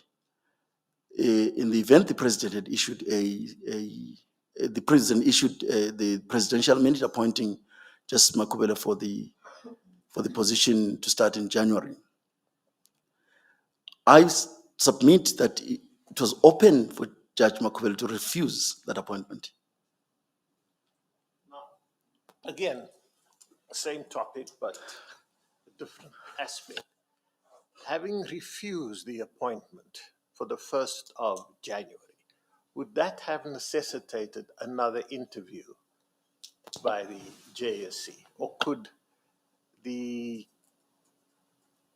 president on his own simply says, okay, I accept the refusal, take another date? What do you say the position is? My submission is that the position would be as follows. If it was conveyed to the president that there were difficulties in getting a judge to be appointed in January, it was open to the president to say, no, but I can't. I insist that that position be taken. I'm not changing the date of appointment. I'm not changing any aspect of the appointment. I've done the job that I need to do. I've accepted the report of the JSC. I've accepted the risk presentations made to me through the minister of when they should begin, and I'm not moving. So Judge Makhubele or any judge in that position should commence duty. And if in those circumstances, if Judge Makhubele then refused to take the position, having been told that the president was changing any aspect of it, then we could start talking a different thing. Because then the president essentially would have put her in Mora, almost put her in a position where she must say yes or no. Because the option for Justice Makhubele is to say, okay, I'm not accepting the appointment of January, please, I'm going back to practice. And the president would then write to the JSC and say, Justice Makhubele was not able to accept the appointment for reasons that she was engaged in other things and she couldn't take the appointment in January. When she approached me to say that she wanted a deferment, I refused for these reasons, and she decided not to take the appointment. Right? And the JSC would then give the president maybe more recommendations, or an appointment is simply not met. Well, the president has got wide discretion in terms of the constitution to appoint or not to appoint. Section 165 you referred us to. Yes, that's what we suggest, that power enables the president to only make appointments that are caught with the law. So if it's been pointed out to him that there is or to her that there is an appointment that might conflict with the integrity of the judicial office, that must concern him. and he must now there's a other side of the argument which my learned friend from Cape Town, Mr. Bishop, has, which is that the functus officio argument, that once an appointment is made, it's made for life, and that's it. You take it or leave it. That's it. That can't be a rational interpretation of the power given to the president to appoint. Cannot be rational for the president to be forced in a situation where, after having made an appointment and representations are made to him, that a certain appointment could be better off made. Because what was not being taken away from Justice Makhubele was a suitability as a judicial officer. That wasn't being taken away from her. And we know that because Justice Mlambo studiously avoids setting out his views of what he thinks the PRASA appointment places her. And so when the appointing functionaries are engaged with this issue, they don't have his mind of what he thinks about the PRASA appointment. They don't have that. So when they engage with the issue, they engage with the issue at the level of saying, no, they want the suitability question is out of the question. She is suitable to be appointed. The only issue is how do we manage that appointment in a way that does not place her in a position that she's not able to perform her functions with the independence that is required in the Constitution. So we have to accept that the president should, the JSC's position as a recommending authority and as a disciplinary authority, it sits differently. And if Justice Mlambo had sent a complaint to the JSC to say, hey, the recommended candidate subsequently took a job or took a position in the PRASA, and then there were these problems, and I have these problems, I have this complaint, the JSC would have to look at it. And one of the things they would say, but Ms. Makhubele, you took that position, and they would ask the same questions that we asked here about the wisdom of having taken that position. But that would be in the context of where we are now, the context of a disciplinary process. But it would be you would be denuding the power of the president to appoint if you were to suggest that is functus officio. And as we submit in our sets of arguments, is only functus officio when the candidate walks into the judge president's office and takes the oath. Because at that point, it's non-revertendo. You can't reverse it. You've triggered the power of judgeship is now fully enclosed. You're fully anointed, if we may use those kind of words, to become a judge, and you can start acting as a judge. So the fact, if one accepts that you can actually refuse an appointment, it was open to Judge Makhubele to write to the president to say, President, thank you very much for the offer. After considering a number of issues, I've decided not to accept it. There would not be a judicial misconduct complaint against her on the basis that that appointment was valid, and she then rejected it. Thank you, Judge. Thank you, President. Now, we have dealt with. Sorry. Before Mr. Masuku moves on, the argument, I want to revert to the argument you submitted before this main argument. Yes. Remember, you said that Judge Makhubele should have been allowed to have the last say as to when she wants to commence working. Final arbiter, I think you used that word. Well, I may have overstated the point, but what I meant really, Judge Mushidi, and I think you are correct to correct me on that. When I say final arbiter to decide when she starts, I don't mean that that's cast in stone, because the example I'm giving now is that if she were to say to the president or the judge president, I can't start in January, and the president said, I'm not changing anything, your appointment starts in January, and then she refused, then that would be problematic. So I'm saying that part of what attracted the JSC to recommending Makhubele to be a judge must have been her independence in deciding whether it was in the interest of justice, in the interest of the bench, for her to be appointed in January because of the responsibilities that she still had to carry out. I think that's what I'm trying to say, Justice Mashidi. Yeah, because I was just wondering if that had to be allowed, and in the context of the evidence of Judge J.P. Malambo, and also his evidence about the shortage of judges at the time. If all successful candidates would come back and say, I can't start on this day, one can imagine the administrative chaos that would happen in a division as busy as Johannesburg and Pretoria. If every candidate was given the latitude to say, no, not me, not this month, next month, and so. Judge Malambo Yeah. did testify about the Yes, shortage. he did. I That's recall that why he evidence. got acting judges, Yes. and But I think it's important that maybe I reformulate the submission. I want to be very careful because I don't want to be understood to suggest what you put to me now and what was testified to by Judge President Lambo. But I'm not wrong. If I No, say, you're not wrong. But Yeah. what I'm saying is that there are scenarios, and Judge President Yapi would have confronted that in his position as Judge President, where a judge is appointed and the judge accepts the appointment, comes and takes the oath of office, but is unable to assume office because their mother is not well, or there is some other vitiating, there's something that just makes it difficult for them to start exercising the authority of a judge. And that's a different position because that's administrative intervention that a judge president takes. But here is a question that the scenario I'm postulating is when a person is not a judge in the sense that they have not accepted the position of the offer of appointment, where the person does not accept the offer of appointment. Well, that's a different thing Right. entirely. So where a person does not, where a person accepts the offer of appointment conditionally,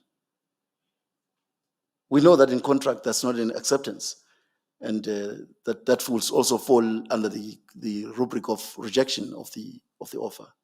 So all I'm suggesting is that there are two different scenarios that we're dealing with. One scenario is when do you become a judge? The other scenario is when you are a judge, can you be given time, as Justin Lambo says in his evidence, to finish up certain things, that outstanding issues that you're doing. One thing I know for a fact is that you would not give counsel after having taken the oath of office to appear as counsel before any court. You wouldn't, because that in itself would be in conflict with your duties as a judge. You would not, but if counsel were to say, no, you know what, I've got a criminal trial that is going and da da da, can I be? And that is in the scenario postulated earlier on, when the judge gets to know that information, then he conveys it to the appointing authority. There's one judge here who may not commence on the 1st of January. Can you accommodate them for the appointment in the next month or 2 months later? Sorry. Something is not coming out strongly. Judge Makhubele indicates that the date that I can start is the 1st of April. JP Mlambo comes back to Judge Makhubele to say the train has moved, if I may put it that way. It's your own doing. The president has appointed or issued out the certificates for the 1st of January. I don't hear your argument in terms of what happens or what should have happened thereafter, after it has been conveyed to her that your date is the 1st of January. There's something missing that I don't hear. What should have happened? You have indicated the scenario of what should have happened when the appointee is unable to take up the position. Let's say, okay, it's fine. The president has been informed, or the appointee has been informed already that the date that you want. What is it that JP Mlambo should have done? Or what is it that Judge Makhubele should have done? Sorry, I think it's probably a good time to ask for a break, but I intend to, if you don't mind, just as a precursor, I do want to understand I do want you to understand my argument. So if I'm not clear, then it's important that you ask that question. So if it's okay, can we take a break so that I attend to that question more fully after the break? Yes, we will then adjourn for tea. We will take a short adjournment for 15 minutes. Thank you, Judge.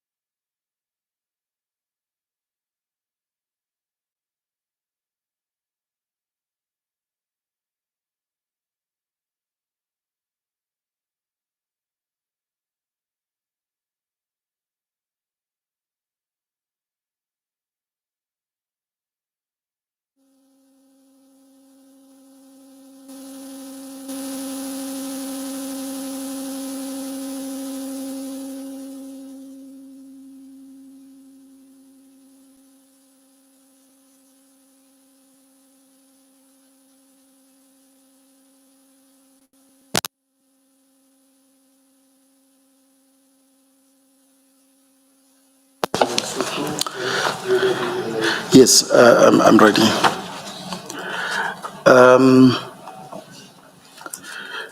The question I was asked is what happened after the 4th of December when Justice Mlambo said to Justice Makhubele that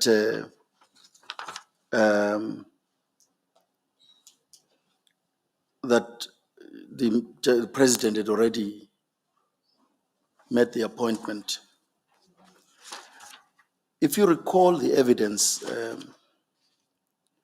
it was that is that Judge Makhubele then addressed. Sorry, there was then a draft roster,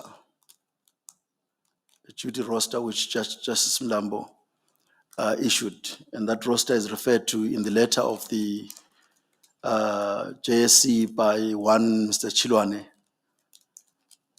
in which he says that the roster that was circulated was in fact inadvertently circulated, and the official who had done so had actually been reprimanded.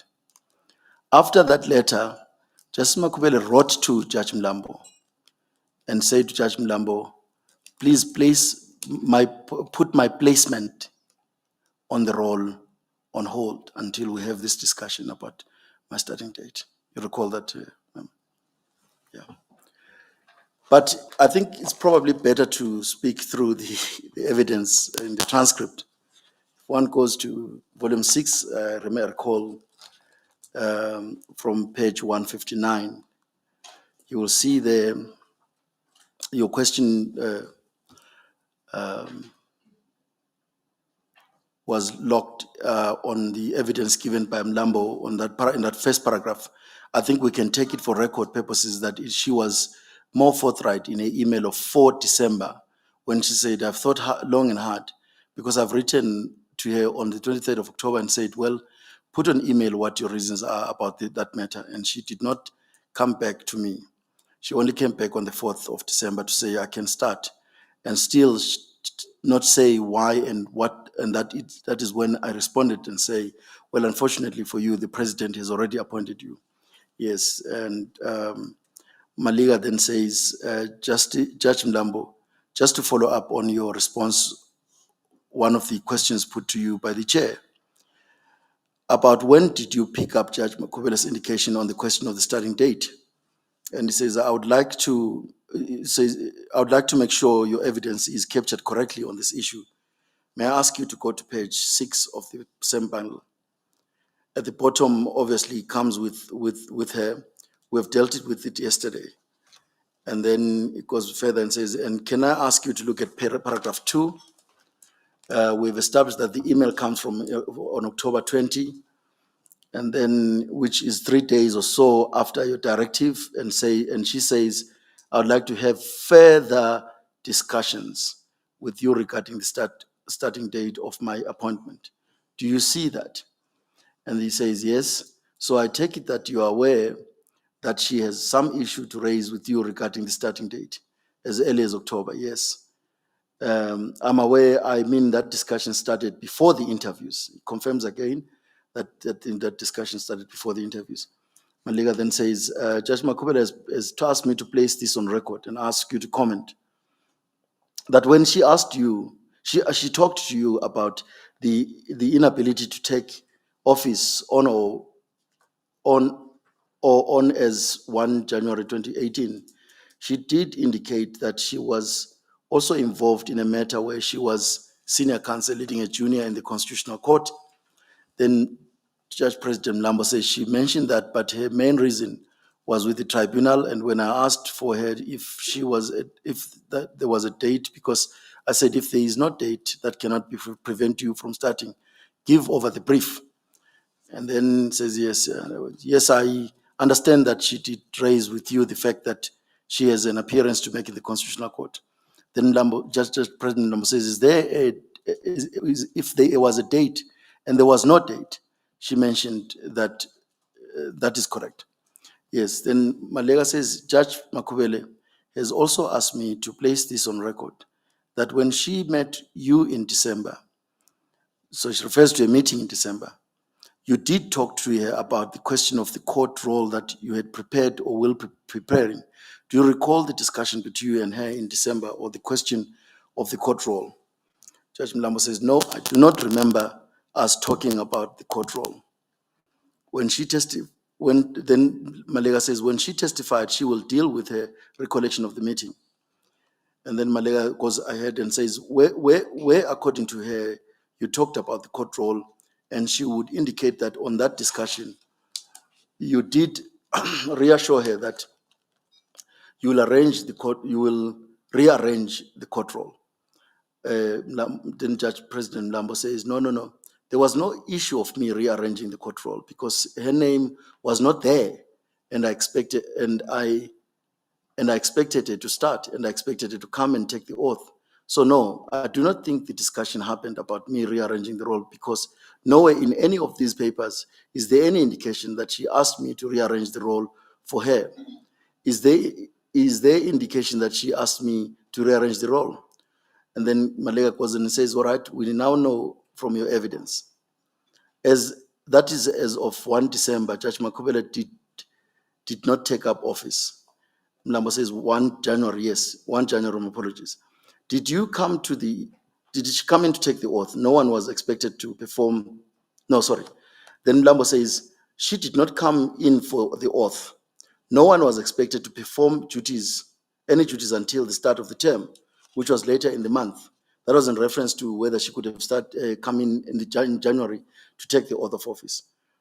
And then, and you did arrange for acting judges, and one of whom was to take the role that you were designed for her. But that was later in January.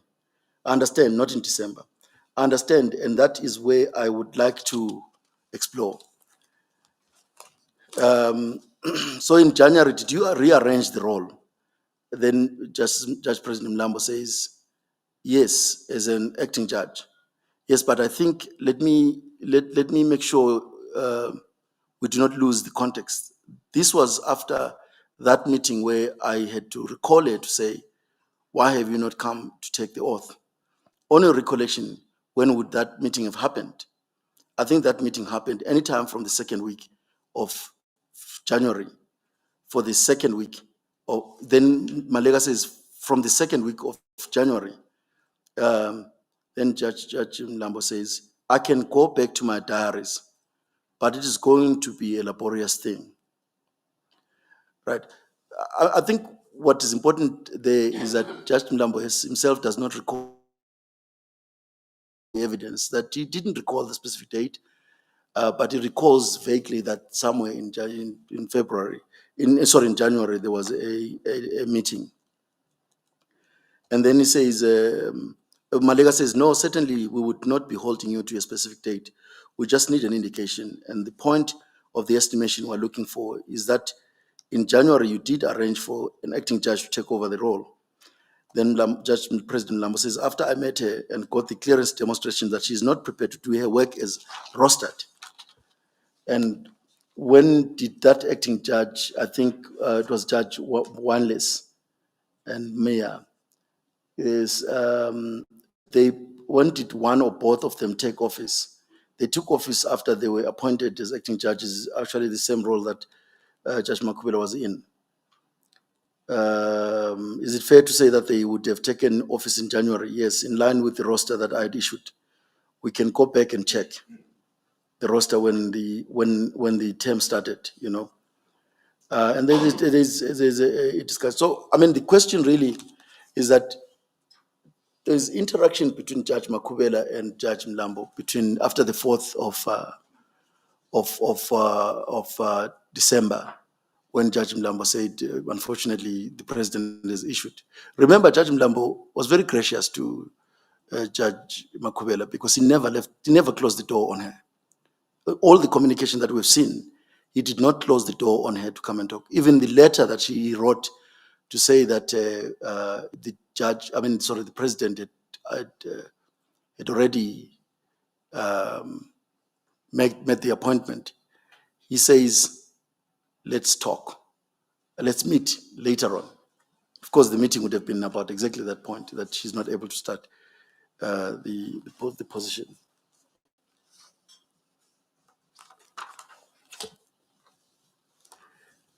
And then can I then go to 133? But I see that you want to ask me a question. Perhaps I should take your question first. By the 4th of December, when that information is conveyed that the president has already issued the appointment certificate, what I'm interested in, remember prior to that, the reasons why she can't take were conveyed, and the PRASA part was not indicated. Yes. Can I ask, why is the PRASA part an important factor in your estimation of the evidence that she didn't convey that aspect in in December? It's because the questions or the answers that were given were that no, those will not be a problem. The Water Tribunal will not be a problem. The Constitutional Court matter will not be a problem. Yes. So that's why I'm interested. Yes. What could have been the reason At some why? point between Judge Makhubele and this in the evidence, whichever version you take, whichever version you take, yeah, there is clear indication that there is interaction between Judge President Lambo and Judge Makhubele, right? Judge Makhubele becomes chairperson of PRASA sometime in October, if I'm correct. And your question is why, when she never told Judge President Lambo that she was at PRASA. I don't know what to make of that. The point I'm making is that the discussion on starting on January started even before she came to PRASA. And the fact that Justice Mlambo's view was that the Water Tribunal issue was a non-issue, in my submission is irrelevant. The person who should make that decision is Judge Makhubele herself. The fact that Judge President Mlambo had a view of it is important, but not a relevant factor. At some point, the issue of PRASA came up. So it was not an issue hidden anyway. It was a public appointment. It was reported in the newspapers. And Judge Mlambo says he heard about it in the papers. He just wanted her to come out with it in a meeting. And I asked for what reason? Why, if he was concerned about it, why couldn't he raise it himself? So who raised it, who didn't raise it, should not be an issue. And you have to be very, yeah.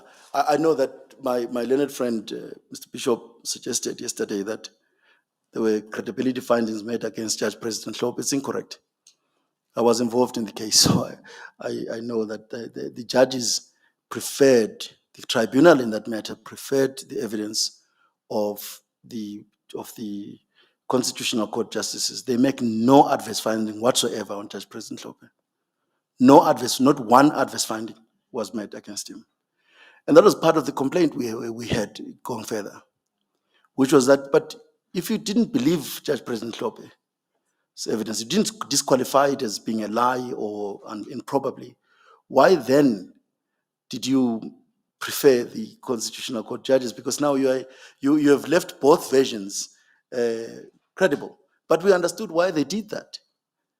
Because it's not necessary to go into credibility findings of a judge if it's not necessary to do that. Judge Mlambo, you'll see that in many places where Judge Mlambo says, I don't remember. Like I've just read to you a portion where he says, I will consult a diary. He never does come back to say, I've consulted diary and this is what the fact is. He doesn't really remember, and I'll read something again from 133, which shows that in the interaction between Justice Mlambo and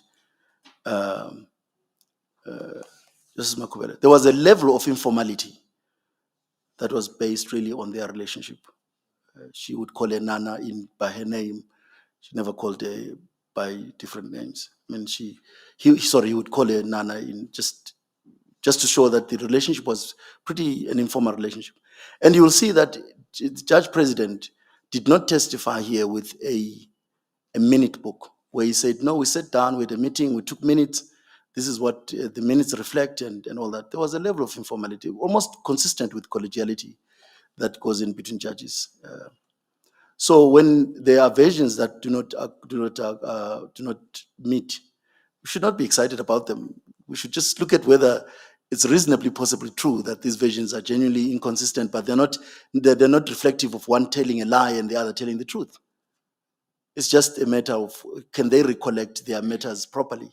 And in this case, page 132, 133, from 133 of volume 6. This is where the very question that I'm just Miss Slevu asked, where Malega says, then I ask you to go page 99, and then you respond to Judge Makhubele's email of 4 December, and again you say, hello, Nana. Thank you for your email. The delay has been your undoing, unfortunately. The president has already done the appointment with effect from 1 January. I'm waiting for the appointment letters and certificates. We can meet after next week. Now, the question which I want to ask is flowing from that. The pro forma prosecutor asks, are there any meetings that took place between you and Judge Makhubele after email of 6 December? And Judge President says, I cannot recall. And then Advocate Malega says, Judge Makhubele has instructed me to indicate that you met with her at your office after this email. Would that be something that is consistent with your recollection? And Judge President Mlambo says, as I say, I cannot recall if there was a meeting. If she says there was a meeting, I will not dispute it. And you can see, that is why for me it's very important that we not rush into going to finding credibility questions, because it's clear that there was the level of informality in these interactions are such that one person could remember a meeting and the other doesn't remember it. It's possible from the evidence. Judge President Lambo says he can't remember this meeting, but he cannot dispute it. And then Advocate Malega says she will tell the tribunal that there was a meeting between you and her after 6 December. My apologies, 2017. Thank you, Chair. I see that it's 4 o'clock, and then of course there's a closing.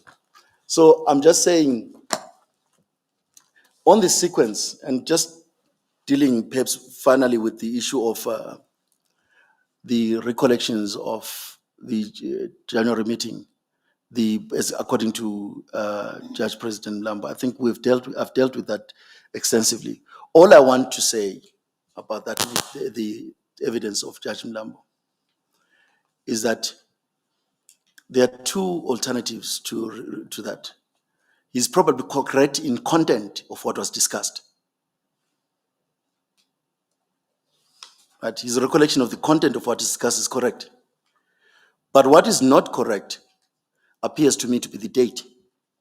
Because if then you go into dangerous territory, because you then have to explain how Judge President Mlambo, in writing to the minister, omits very critical information relating to a judge who is refusing to take the oath of office, who has pressed to please minister, and all those questions. Then you'll have to explain that aspect. Judge Makhubele's recollection is that it's in March. Judge Mlambo says it was where the deputy judge president was present. But he says there was no meeting in January with Judge President Mlambo. But Judge President Mlambo recalls it. Now, if we were to really ask the question, is it reasonably possibly true that there is a memory lapse in the recollection of the meetings? It's possible, because they themselves operated at a level of informality between themselves.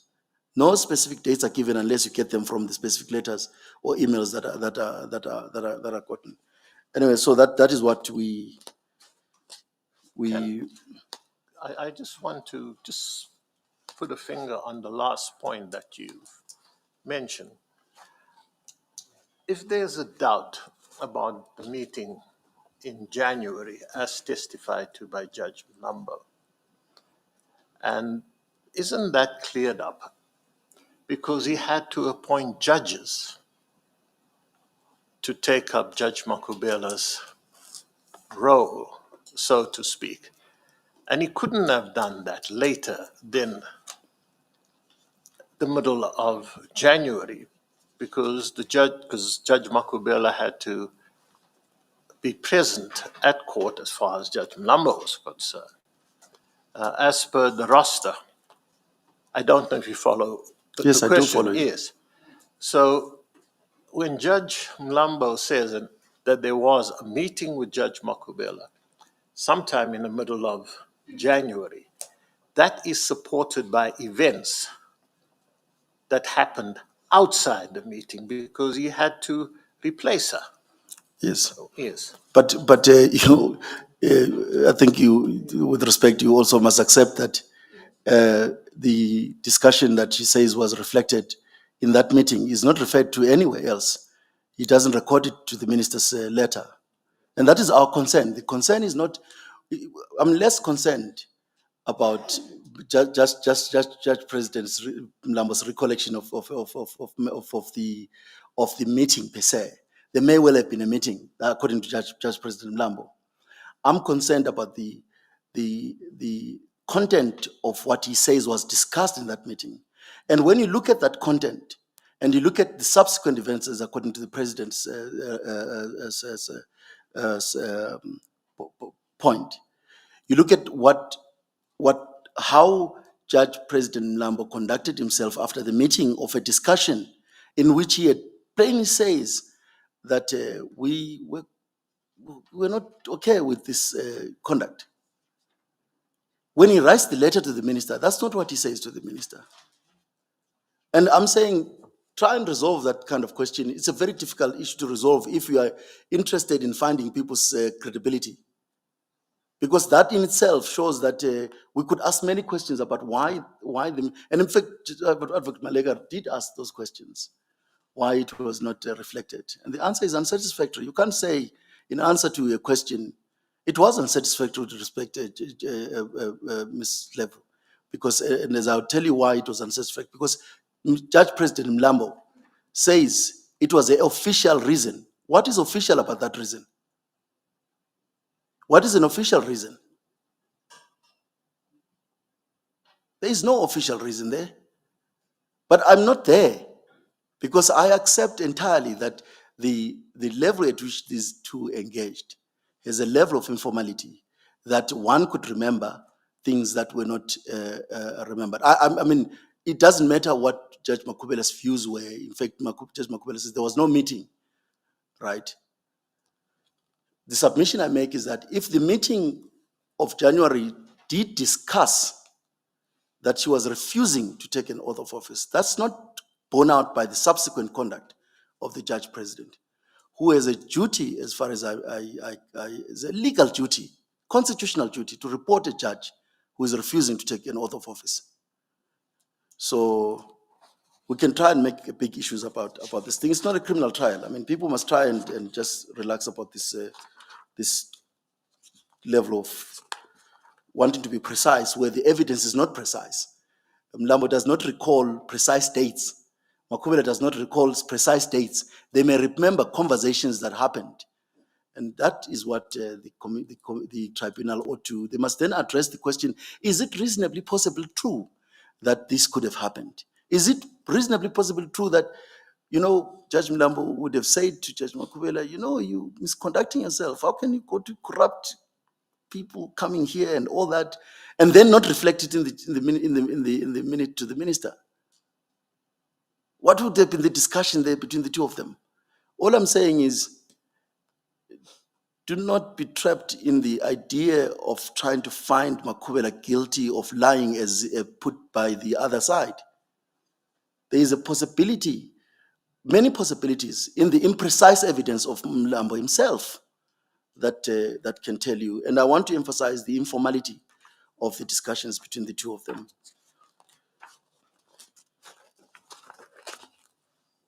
I'm now going to deal, so in our submission with respect, the, as a matter of law, there was no, Judge Makhubele was not a judge from the 1st of January.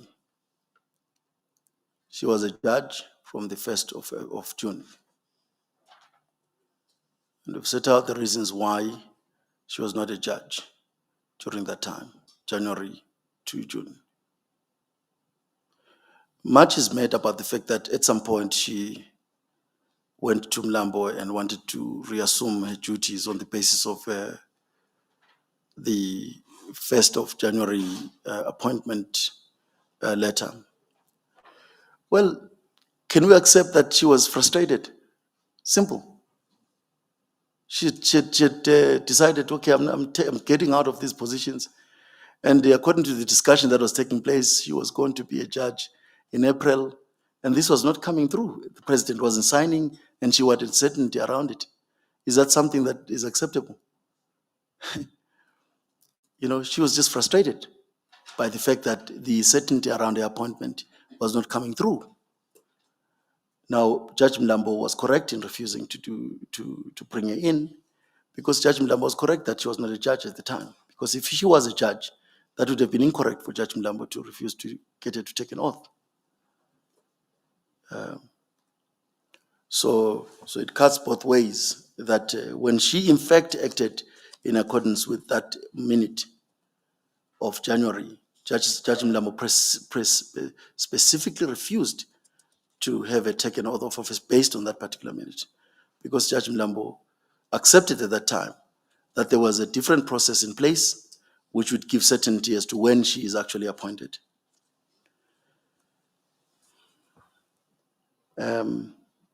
We've dealt with the test for gross misconduct in our heads of arguments, and we share the same test as the complainants. And the test that has been accepted and is generated from the Canadian jurisprudence is whether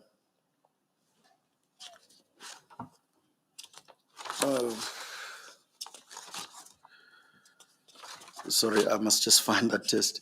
Yeah, whether the conduct for which she is blamed is so manifestly and totally contrary to the impartiality, integrity, and independence of the judiciary that the confidence of individuals appearing before the judge, of the public in the justice system, would be undermined, rendering the judge incapable of performing the duties of his office.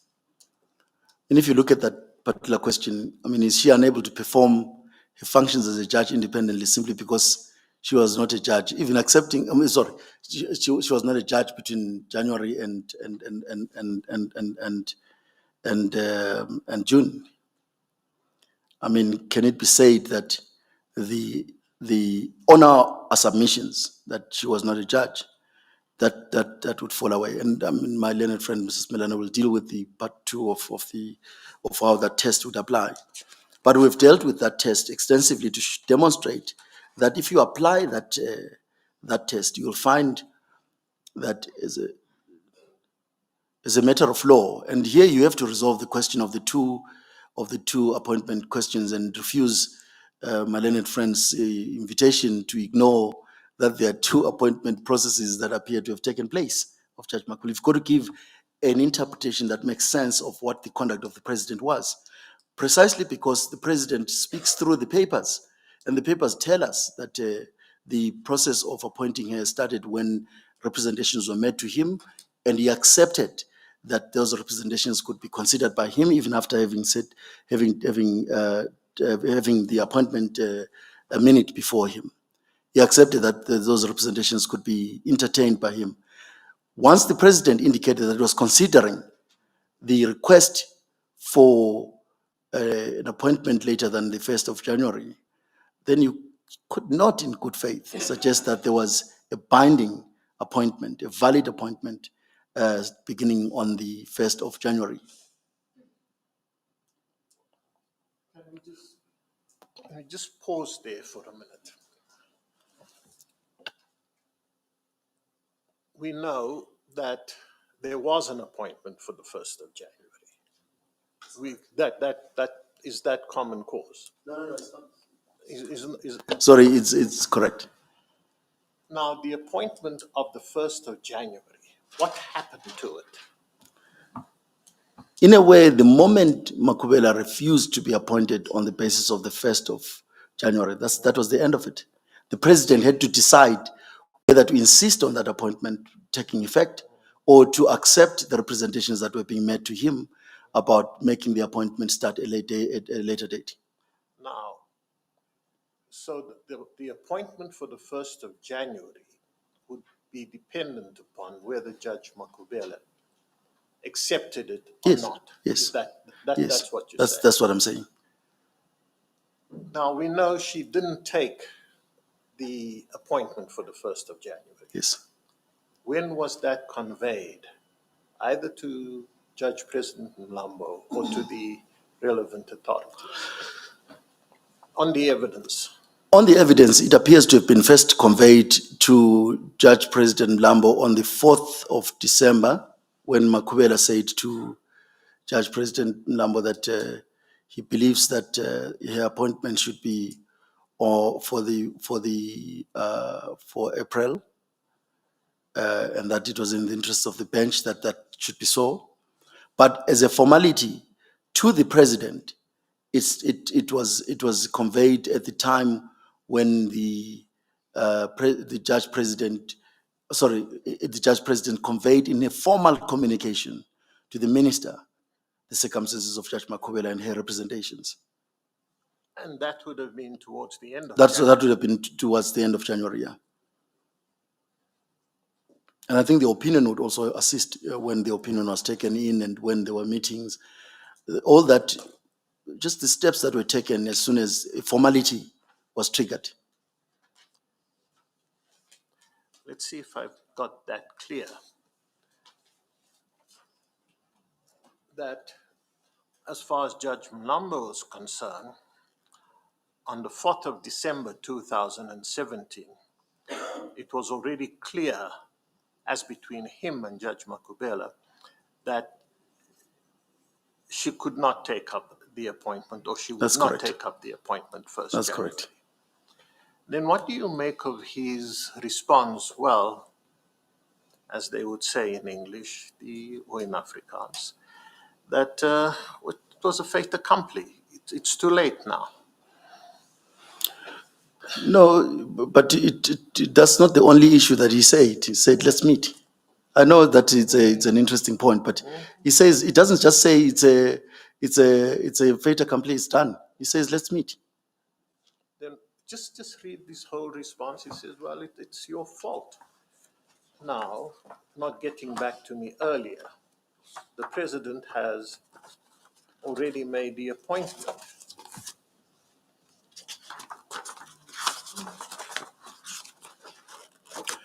He says the delay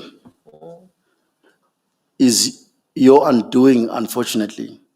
The president has already done the appointment with effect from the 1st of January 2018. Yes. I am waiting for the appointment letters and certificates. We can meet week after next. Yes. Can we just give significance to the fact that there is an invitation to meet?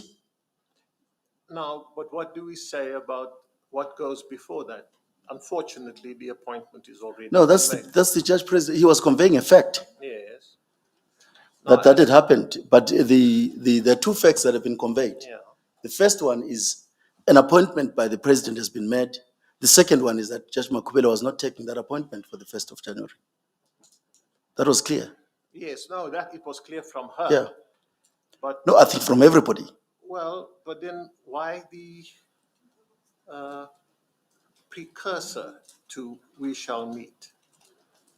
No, because Judge President Mlambo has had the unenviable position to now manage this transition for Judge Makhubele. Judge Makhubele is making it clear, I'm not taking the appointment on the 1st of. I want us to discuss this issue. And he has said, after much reflection and considering every aspect of the challenges, I think that it will be in the best interest of the bench. That's what she has said. She says in April, right? So Judge President Mlambo as he should, then decides that he's going to take administrative steps in order to make that happen. But I accept that from his point of view, the first issue was to try and get her to take the oath of office. When she says no, then to write to the minister to say, we have a problem. But the point of the matter is that the judge president was really trying to manage an appointment that was becoming difficult. And it was not an appointment that had been accepted by Judge Makhubele. It's very clear.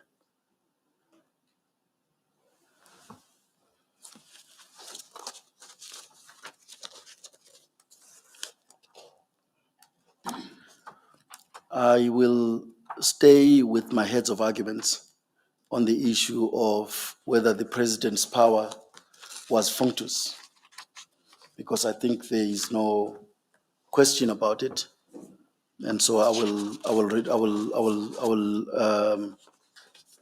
will rely entirely on my heads of arguments, which also appear. On our heads of arguments, which also appear in our supplementary bundle. In our supplementary submissions. The final point that I want to make, I just want to make just final propositions that I think should be highlights of my submissions. First submission is that, and I'm not going to refer to the evidence, but just the submission is that Judge Makhubele did not accept the appointment of President Zuma of the first, which was in November, in terms of which she would commence her duties on the 1st of January. When her position was made clear in whatever interactions she had with the judge president, the administrative formal step that was taken by the judge president was to convey that position to the minister. So the issue is conveyed to the president. And there was a further administrative steps which were taken by the ministry, which was to obtain a legal opinion in terms of which the question of whether her appointment date could be deferred was considered. That appointment, that opinion said what it says. It's in the papers, and I'm not going to reiterate it. And then the president must have considered Judge President Mlambo's representations, which representations were what he had been told by Judge Makhubele. The president must have considered all the information relevant for the decision to appoint her to start in June. And when that appointment was made in June, it was the appointment that was lawful and valid, which was accepted by Makhubele, who immediately took the oath of office and started working as a judge.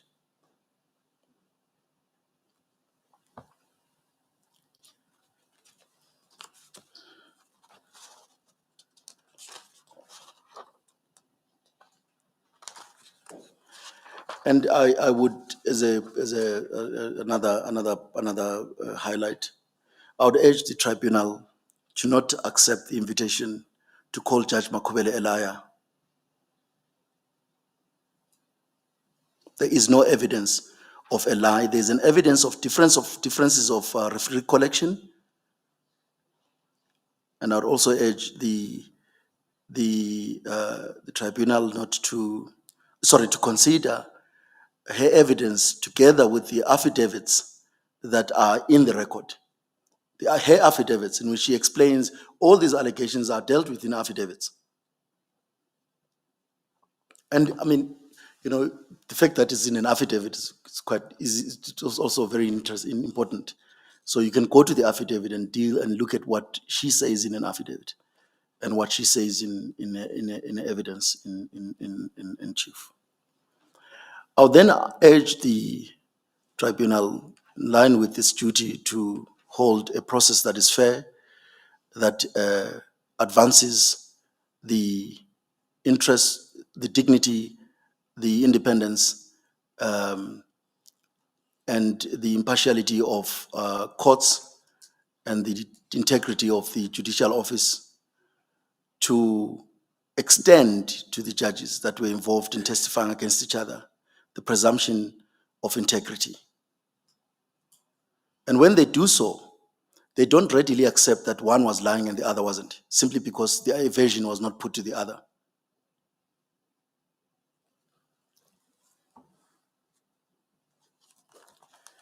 And then, I keep saying finally, but, but in addition to what I've just said, I would urge the tribunal to reflect a little bit on the role of the evidence leader, who should at all times remain impartial. And this is where I don't understand why they should have the right to reply. If we are maintaining an impartial, if they're not prosecutors and they're just an impartial evidence leaders, why are they being given the right of reply? Right to reply to whom? To me, or to us.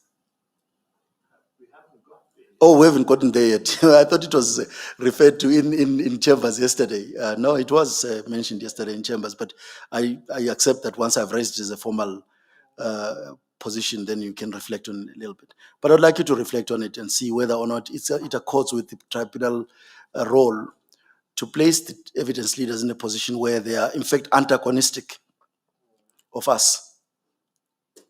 Well, can we just pause there? This is a procedural.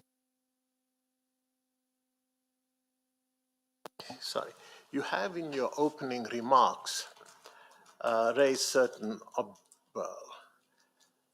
directed certain remarks as far as their conduct was concerned in how they dealt with the matter, haven't you? Yes, you did. And shouldn't they then, and I'm simply asking and what your view is, should they then have an opportunity to say something about that? No, as far as I said, as I reflected on their conduct, Yeah. I think they're entitled to say something about Yes. that. What I really want them to know is that I'm not saying that they there are certain remarks they made which are bad remarks, and I don't think that I can run away from it. Calling Makhubele a criminal is not right. But I'm saying, as evidence leaders, it is not open to them to say, we want you to find that Makhubele lied because she did not put a version to the other party, or even rely on those principles. And I'm saying, as evidence leaders, it's their duty to be impartial, to even have sought evidence that was supportive of Makhubele, to have even led Makhubele in evidence. Makhubele should not have had to find legal representation on her own. If they were evidence leaders, all they needed to was sit down with her and say, okay, we're going to lead your evidence. This is what statement we can take from you. This is what evidence we're going to lead from you. Because they must maintain an impartiality. I know they're prosecutors and they're not used to being impartial, but but it's important that they maintain a level of impartiality. And I understand that. It is just, and subject to what you have to say, and I'll confer with the rest of the panel, whether they should be given an opportunity just to deal with the accusation that you. no, I think that is fair. Yes. That is fair, because I think what they are likely to say is, we really apologize. Well. And we are sorry that we didn't take an impartial position and to the tribunal. Well, and that would be very nice. Yeah, but we shall hear from them. I think they're entitled. Question simply is this: I think they're entitled to have something. Maybe they have nothing to say to it. I don't know. yes. Yes. But on the content of the issues, No, the okay, there is also one thing I must accept. Mr. Pava was correct that in our heads of arguments, we say that Makhubele, when we deal with the issue of her CV, we didn't reflect the evidence correctly. That we accept that criticism. I think the tribunal can take the evidence that's on the record as the evidence that our approach was to just cut out things that we didn't think were necessary and get to the point. The point of the matter is that that CV was going to the minister, and that's how we just thought we would cut out most of the things, because for us they were just issues that didn't take the matter any further. Nothing is going to be found in respect of that CV that went to a neighbor, that went to the minister and the appointment. There's nothing that turns on it. But we accept that we're not forensically correct in reflecting the evidence we did, and we appreciate that you pointed that out to us. So the panel can take notice of that part of the paragraph. I think it was paragraph 58, and accept that it's not complete, in that it doesn't reflect accurately the evidence that was given by our own client. And she actually pointed that to us when we submitted when we had submitted the heads of argument. She did point that to us. So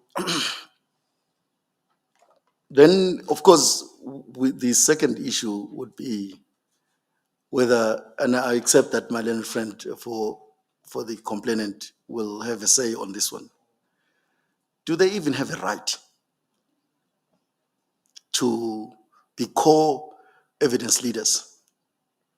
Well, they are not, as far as my understanding, and I'm only speaking for myself, they are complainants and have an interest in the outcome of this tribunal. And it is, as far as that is concerned, they best to speak about what their complaint is all about. You're quite correct. They really have nothing to do with the first part of this inquiry. It's the second part. And I don't really know what Mr. Simelane is going to say about it. My understanding is Mr. Simelane will talk to them. Yes, definitely. Yes. And I will then deal with the issue as such, as they whether arise. whether they should reply or not. Yes. As far as your argument They is should concerned, they should keep quiet. they're entitled to at least respond to the criticism that. Yes, no, definitely. Yes. I don't really know what Mr. Simelane is going to say, but I will deal with it when he has spoken, and if there's anything that requires the complainant to say in response, then I will deal with it then.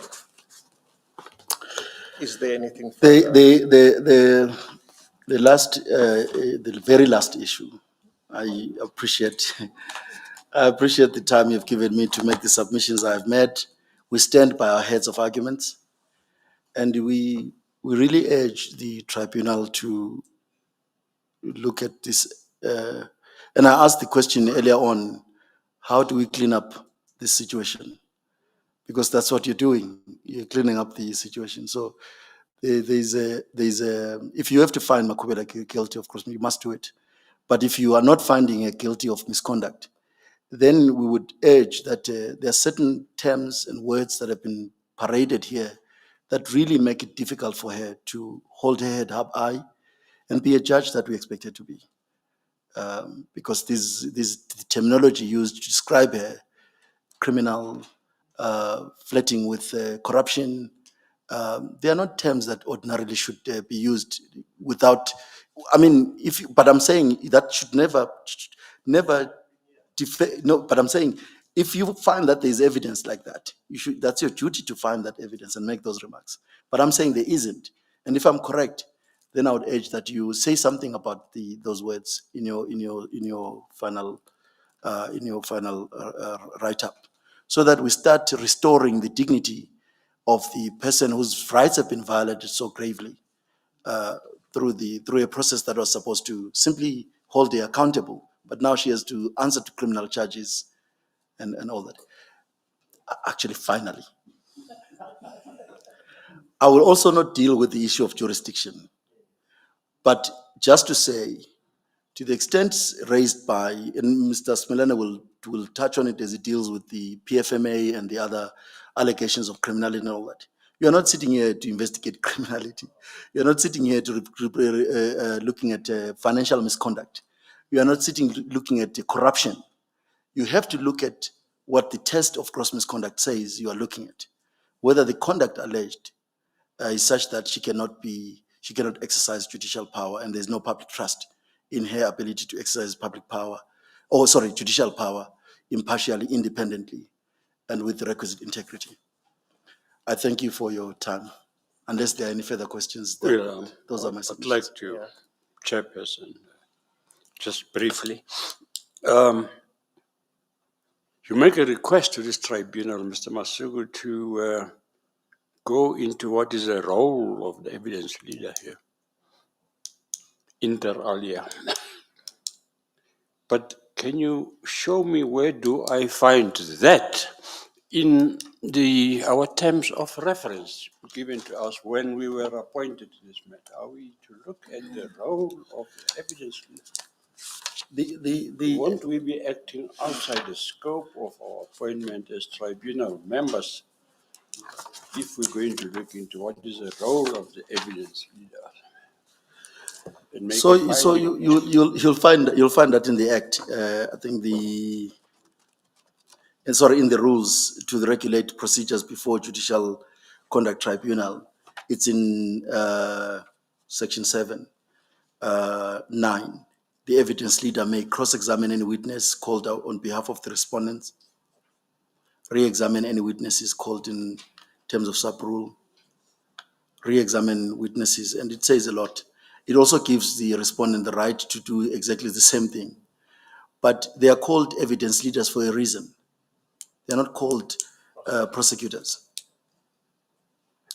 So we suggest that and in fact, it could improve even just the rules itself in the JSC to reflect a little bit on what exactly the role of, because it would take away the burden on judges who are here to start looking for counsel. And if you've got an impartial evidence leader who is interested in presenting both versions, this is what the complainant says, this is the evidence, this is what the respondent says, and this is the evidence. You lead both of them. And in fact, they say you lead that evidence without giving any, what do they call it, comment. You lead the evidence and you let the tribunal decide on the evidence on both. It feels like, especially when you've given the complainants the right to also lead evidence and to make submissions as we have. Sorry, he's shaking his head, but he asked for that right and you denied him. So what I'm saying is it really just transforms the tribunal into a prosecutorial sort of adversarial system, when in truth, when you're inquiring into the fitness, or rather the conduct of a judge, you're engaged in a very sacred process that ought to be held with a bit of reverence. So I'm not saying that that's what they didn't do. I'm just saying, if we'd been here right from the beginning, and the Judge Moshidi actually raised it and said, there's no one here who must own us and all that. This is an inquisitorial thing. I'm sure that my sister there will accept immediately what I'm saying wholeheartedly with no reservation, that they could lead both sides of the story and be told through the evidence. They'll be okay with that. Those would be our submissions. Yes, thank you, Advocate Masuku. Well, as they say where we come from, Mr. Simalani, it's lunch there. And we will then take the lunch adjournment and we'll hear you at 2:00 if that suits you. Yes, thank you. Thank you.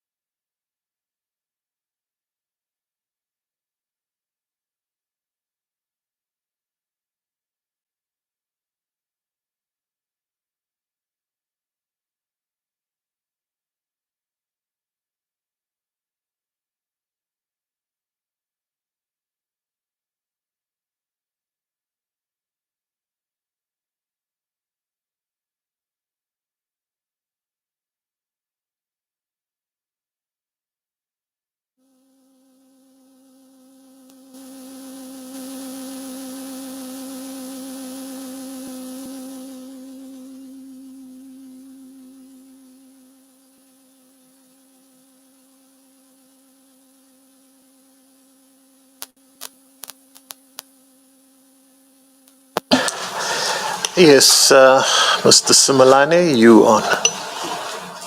Thank you, Justice, and members of the panel. In the past 2 days, you heard a lot about how this matter has progressed to be where it is. The first part of the complaints has been dealt with by Malene Senior Masubu.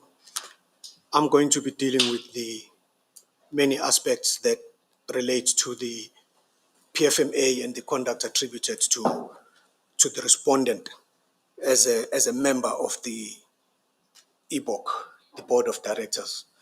When I refer to her, I'll refer to her either as, depending on the context, either as the chair or as a director. The first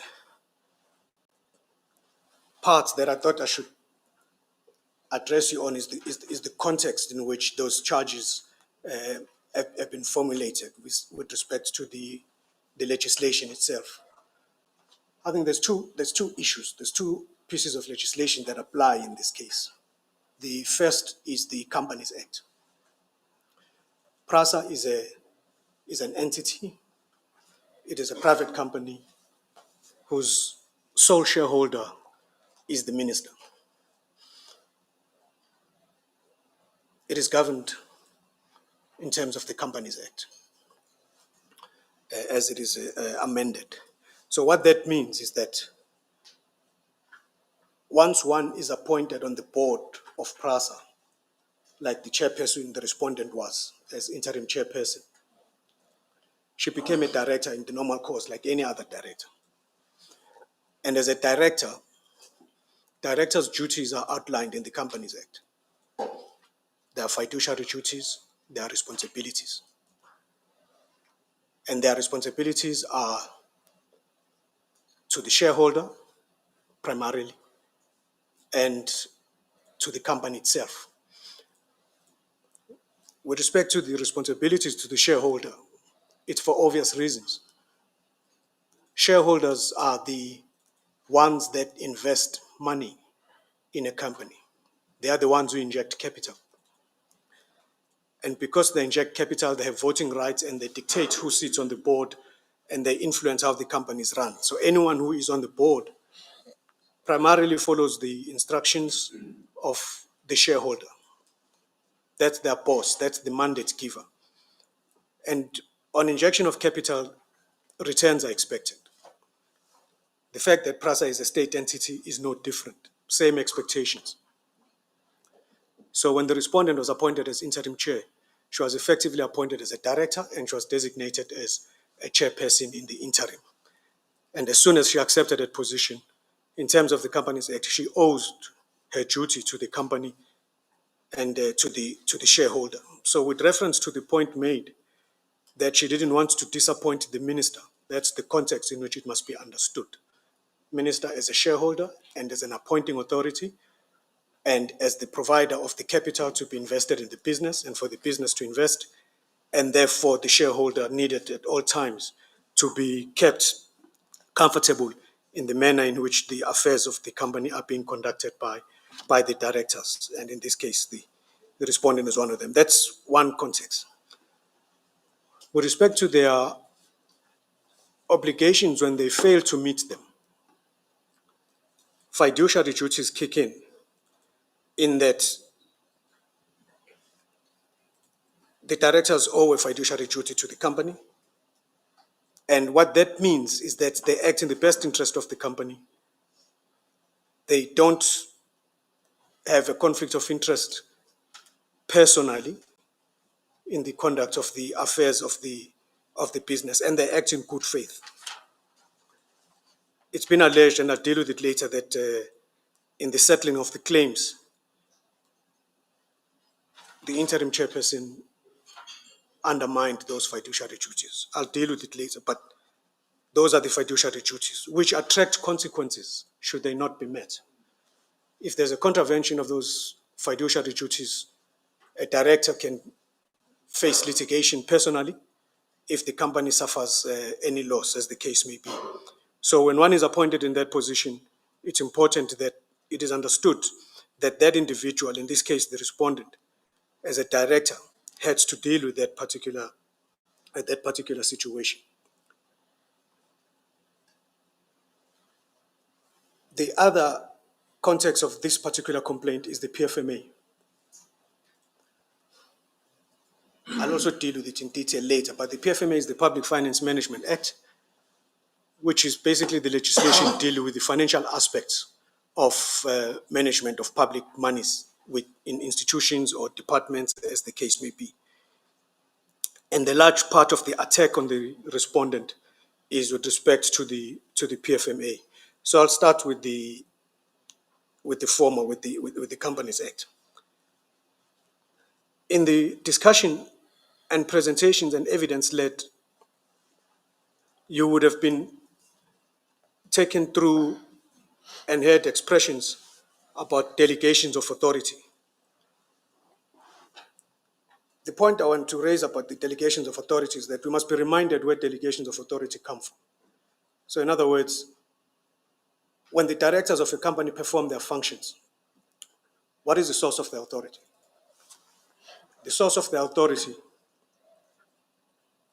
in this case would be the legislation in terms of which PRASA is established, the legal succession to the South African Transport Services Act.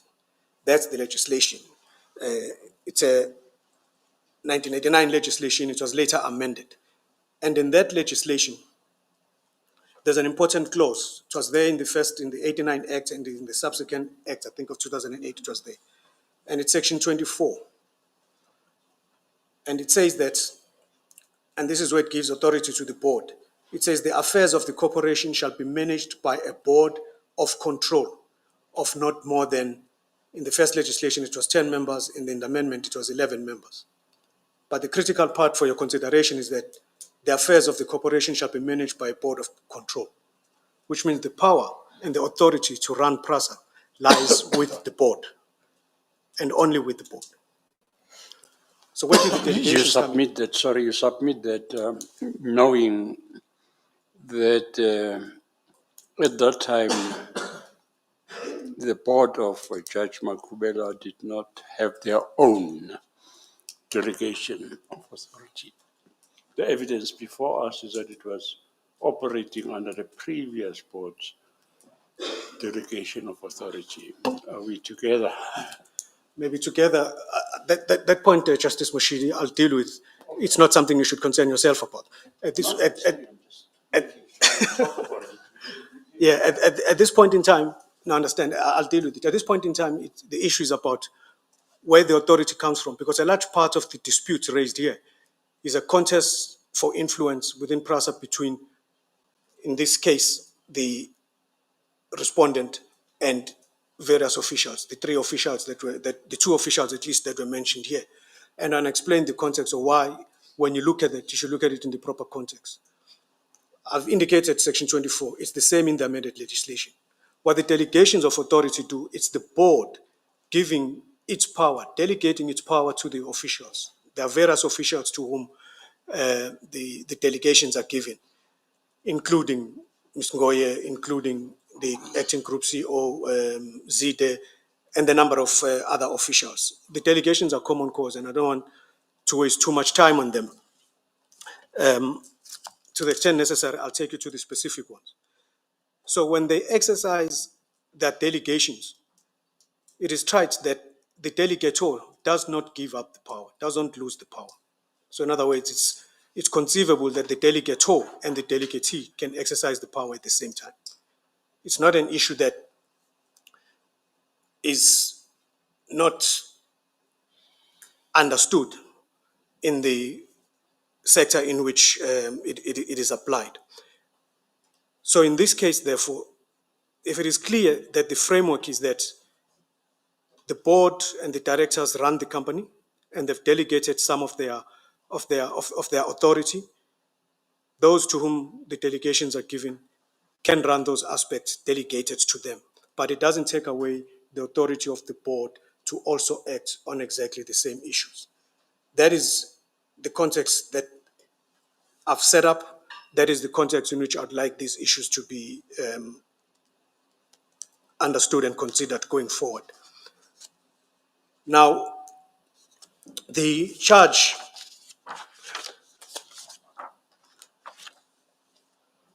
of non-compliance with the PFMA, well, all of the charges that relate to non-compliance with the PFMA relate to the board itself, for the simple reason that the board is the accounting authority for PRASA.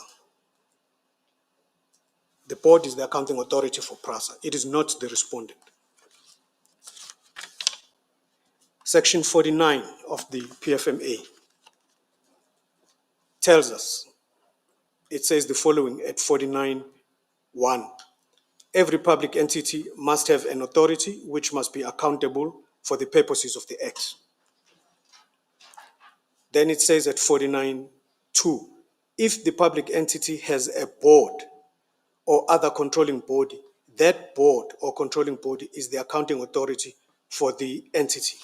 What this means is that in this case, the board of PRASA, from the chair and all the other members of the board, account for everything that PRASA does. Account for expenditure, and as I indicated in terms of the succession legislation, account for the management of the institution, all of its affairs, assisted by those to whom they have delegated the powers. If there's non-compliance with the PFMA provisions, what happens? There's a framework in terms of which the specific conduct is investigated. I'll take you through that framework briefly.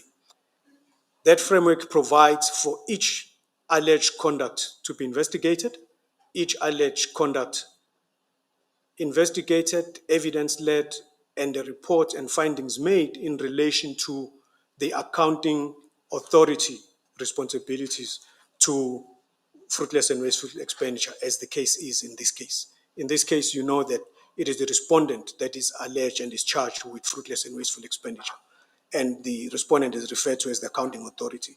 I've indicated that the respondent is not the accounting authority of PRASA, but the board. So when that happens, findings are then made as to what action, consequence management action must be taken once it's been established that an accounting authority has been in breach, which means we go to the point raised in our heads of argument about whether or not this tribunal has jurisdiction on this particular matter. And we submit that it doesn't have jurisdiction. It does not have jurisdiction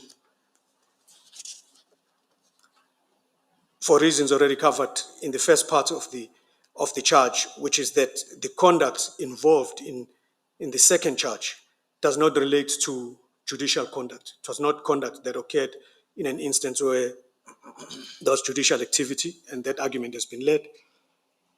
But secondly, the framework in terms of which the alleged conduct is to be investigated is not for this tribunal to go through. It's not for this tribunal to investigate those matters. It's not for this tribunal to make findings on those matters. It's not for this tribunal that has the authority in terms of the PFMA to conduct that investigation and produce those particular outcomes. And the fact that we're here, we submit is it's a function of a misunderstanding or misconception of the application of the PFMA in relation to the issues so raised.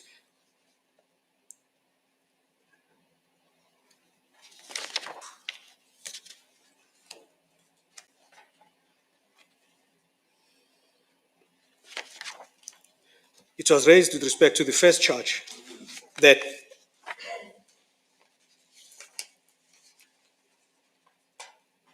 because of the conduct I've described, the code of ethics for judges doesn't apply, and the JC doesn't find expression here. So which means the only area in which jurisdiction can possibly be found, which we submit it doesn't, and is not found, is with respect to section 177.1 of the Constitution. And 177.1 of the Constitution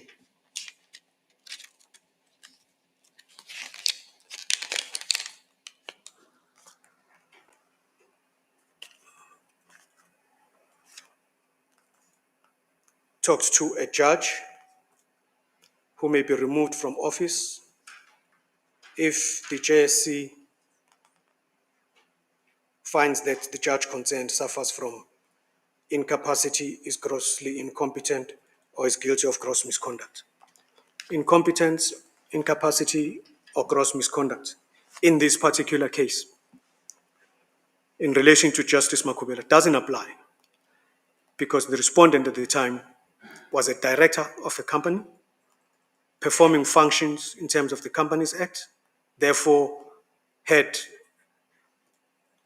a responsibility to demonstrate loyalty to that particular company by acting in its best interest, and must have had fidelity and demonstrated fidelity to the shareholder as the investor. That's on the one part. On the part relating to the PFMA charges, the accounting authority is the board and not the respondent.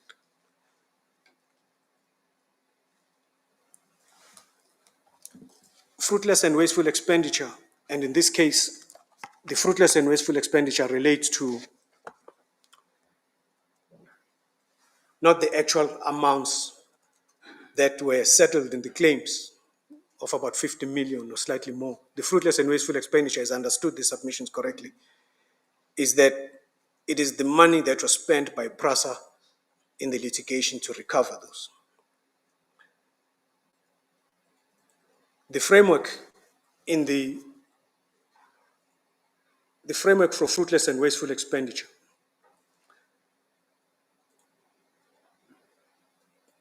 I'll provide a copy, President Yapi, of the framework, but it is a public document. It's a National Treasury document titled Fruitless and Wasteful Expenditure Framework, and it is a document which must be followed by all public entities and departments in investigating fruitless and wasteful expenditure. And at page 8 thereof, when it deals with an investigation, it requires, clause 17 of it, that the accounting officer or the accounting authority must conduct an investigation if it is suspected that there is a possibility of fraudulent, corrupt, or other criminal conduct emanating from the incurrence of fruitless and wasteful expenditure.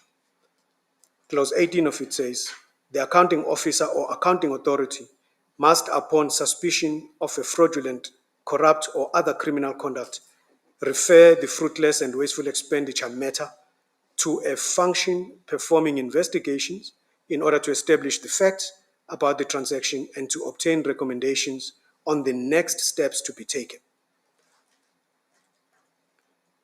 And the third relevant one, 19, the investigation must provide the accounting officer or accounting authority with at least the following information. A, root causes that led to the fruitless and wasteful expenditure. B, employees responsible for incurring the fruitless and wasteful expenditure. C, fraudulent, corrupt, or other criminal conduct. C, whether the matter was referred to the South African Police Service. And E, any breakdown in the designed internal controls and the impacts thereof. And it says at paragraph 20, the investigation referred to above in paragraph 17 must commence within 30 days after the determination test. So the question is, has that been done? Has that been done by the relevant accounting authority? In other words, has the PRASA board, whether the present one or any PRASA board after the board in which Justice Makhubele was chair, has it done that and followed the framework that is given? There's no evidence that's been submitted before you that that was done. Because if it had been done, which ought to have been done, what would have happened is that as part of your bundle, you would have been presented with a report outlining all of that work and identifying for you those members of the accounting authority, in other words, the members of the board, who would have been culpable for the conduct alleged. So in other words, if you have before you, if you have had before you such a report, and the respondent was mentioned in that report, then you'd have jurisdiction to do what you are doing now. But because that wasn't done and hasn't been done, you can't proceed and do what you are doing now because you don't have all of the information before you. What you have is evidence of officials of PRASA who have something to say about what happened at PRASA in respect of the conduct consent, and they have their views. They're entitled to those views simply because they're not just officials, but they were senior officials with delegations of authority to do work, including settle claims themselves, the claims consent, and they had something to say about it, which they did say. We have evidence of the attorney, Mr. Mokhashwa, who also gave his views. But what you need that you don't have, because it's not your job to do that work, and the work that's supposed to be done was not done, what you do not have is the evidence of the accounting authority, other members of the accounting authority, other board members. You only have the evidence of one. You don't have the evidence of the others, the 5 or 6 others at the time who sat on that board, because that investigation was not done. You don't have the evidence of Mr. Zide, who's referred to in the documents, who was the acting group CEO, who had his own delegations of authority from the accounting authority, which delegations gave him the power to run the institution.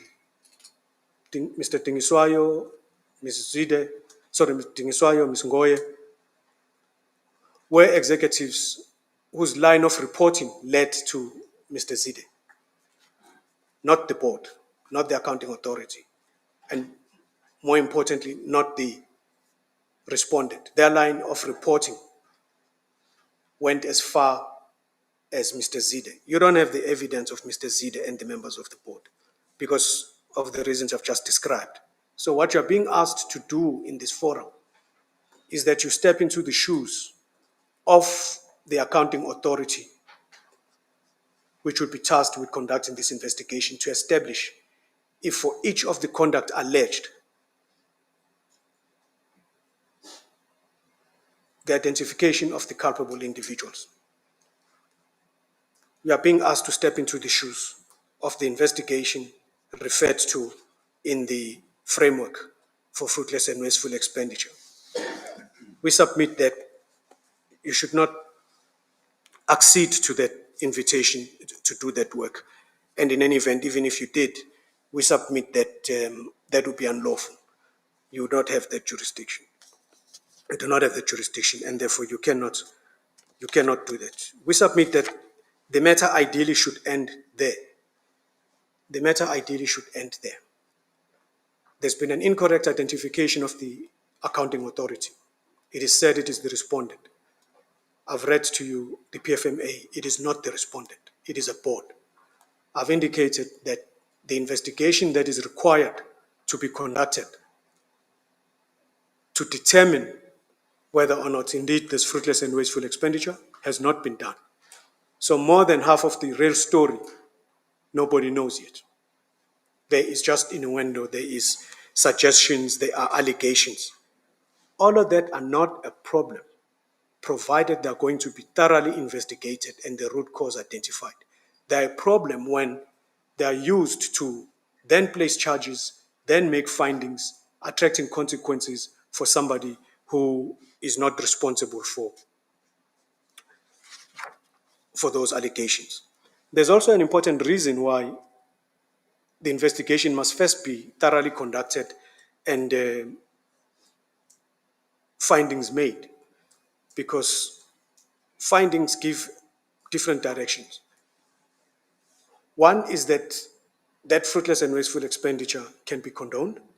In other words, there can be a legitimate explanation on what happened. And secondly, there could be consequences where the issues are referred to the relevant authorities, the Hawks, the police, the SIU, the public protector, as the case may be. Each of those institutions would do their own investigation in terms of their framework, legal framework, and produce their own results with their own outcomes. So it is important to go through that thorough process for that reason. What we have here instead is an unfortunate situation where somebody has been, in the respondent, has been incorrectly identified, incorrectly blamed, and we are now being asked to make a finding of guilt.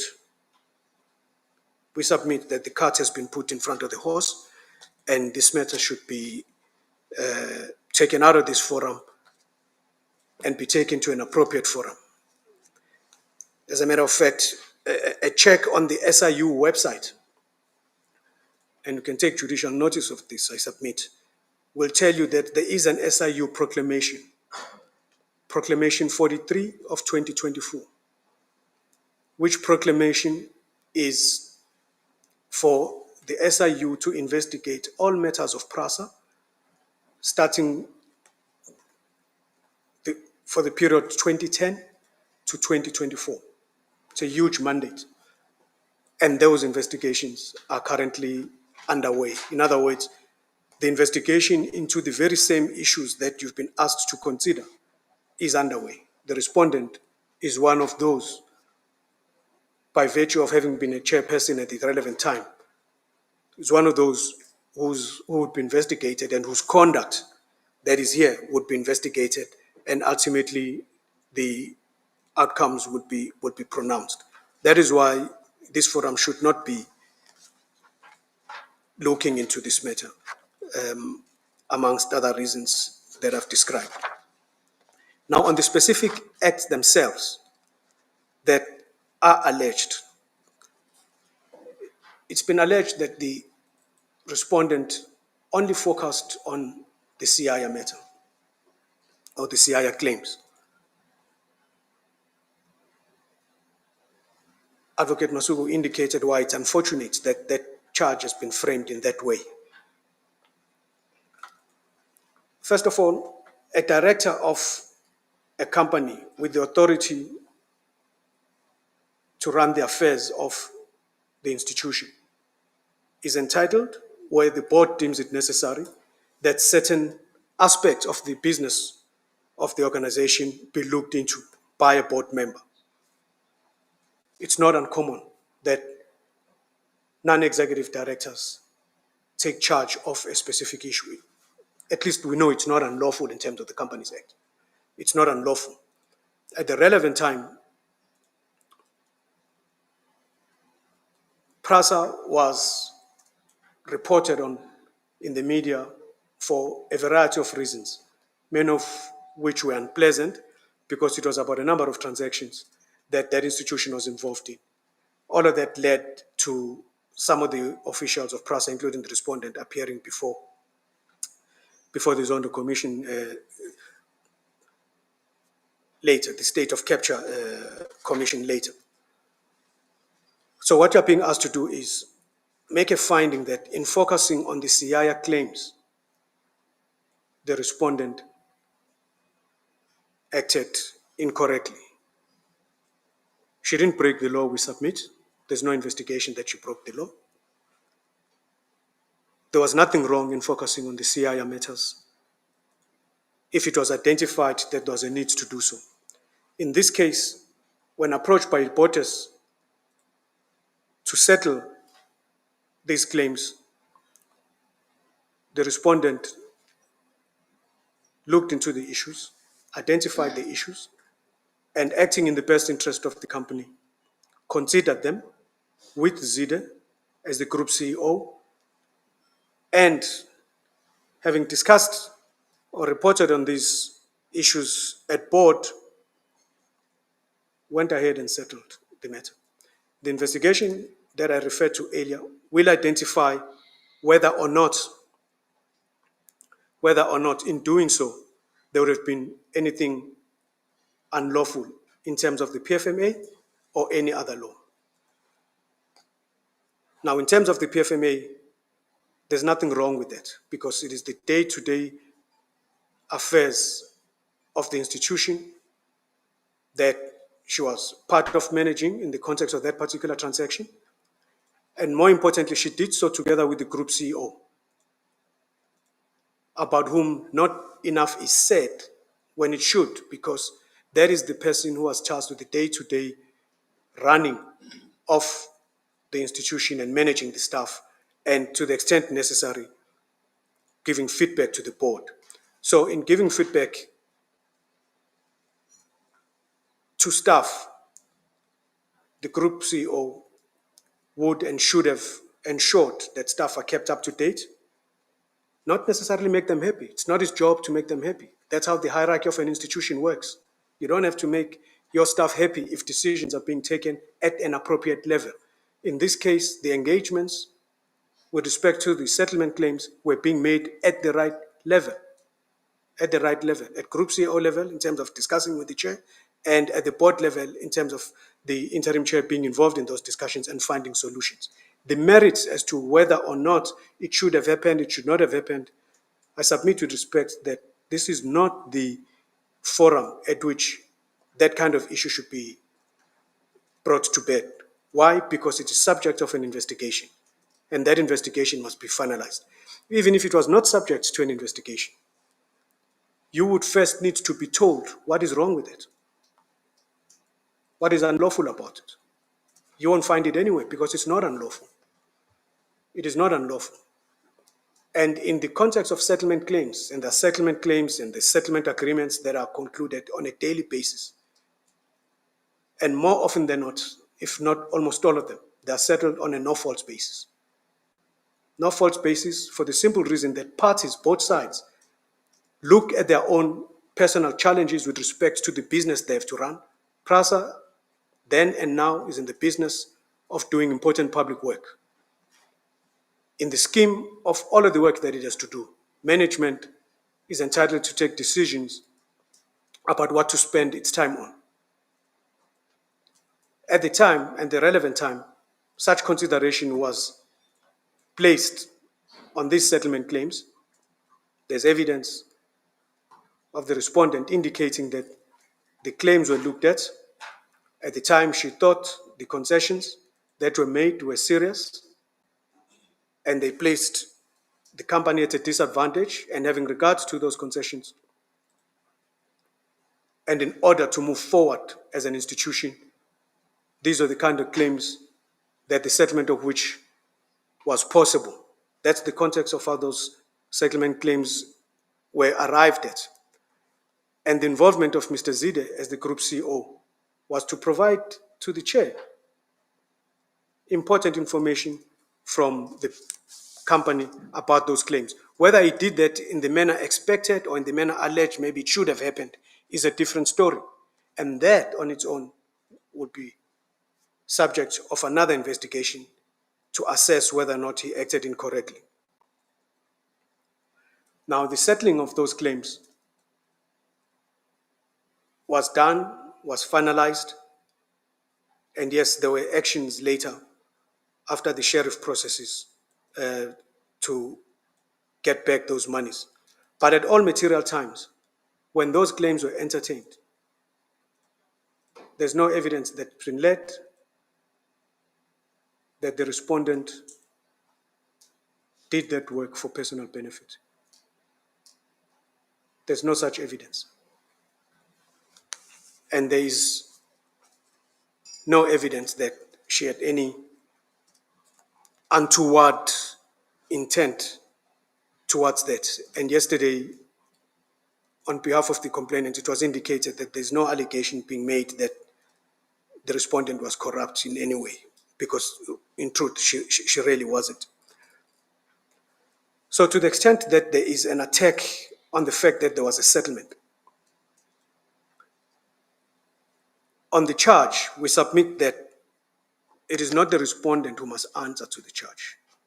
It is the accounting authority as a whole. It is the board.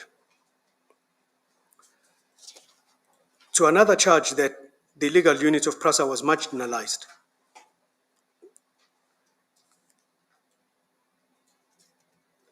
we submit that they were not marginalized. If they were marginalized, we submit they were not marginalized. But to the extent that it is argued that they were not marginalized by the respondent. They would have been marginalized by their direct reporting line. The group acting CEO whom Ms. Ngoye approached to express displeasure at the fact that they are being kept out of the loop, as it were, for want of a better expression, in what was being discussed.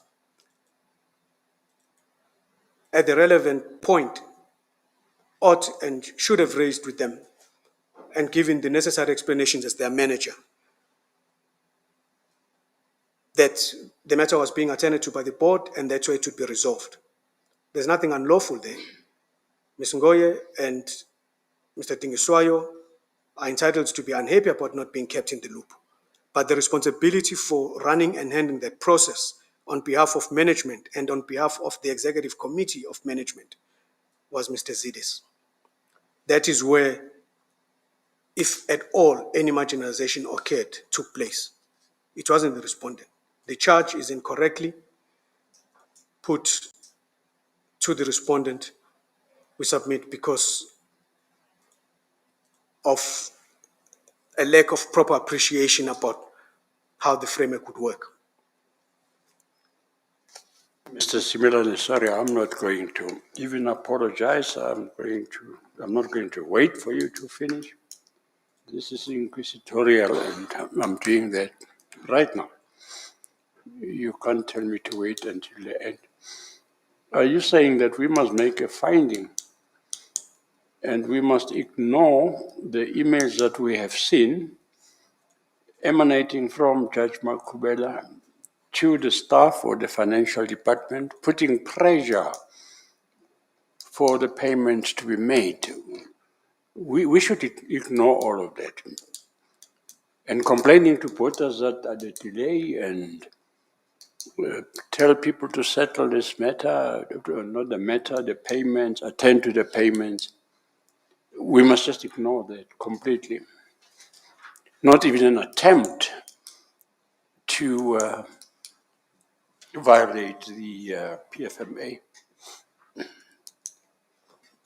I shall stop there for the time. No, by all means, Justice Moshidi, by all means. You say stop even an attempt to violate the PFMA. Whatever attempt, I mean, that pressure that was put. No, understand. No, understand. Yvonne paid to pay out the monies to claims.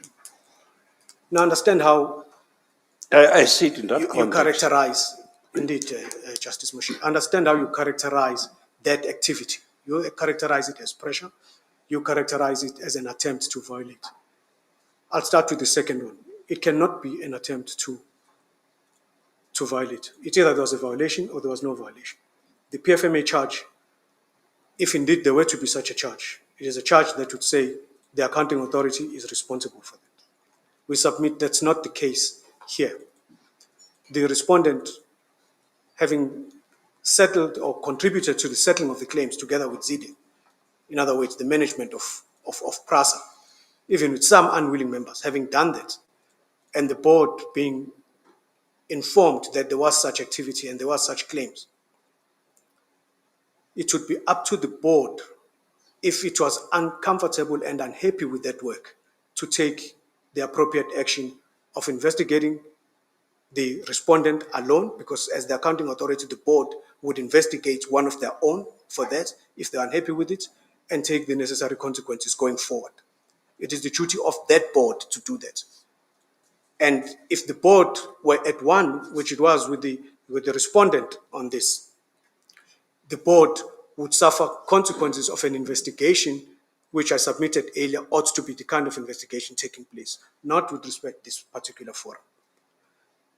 Now, the communication and the emails to finance to make a payment, again, these are normal engagements in an organization where an assessment of risk is made that if a matter has been settled, there are creditors who are now owed as a result of either settlement or any other business.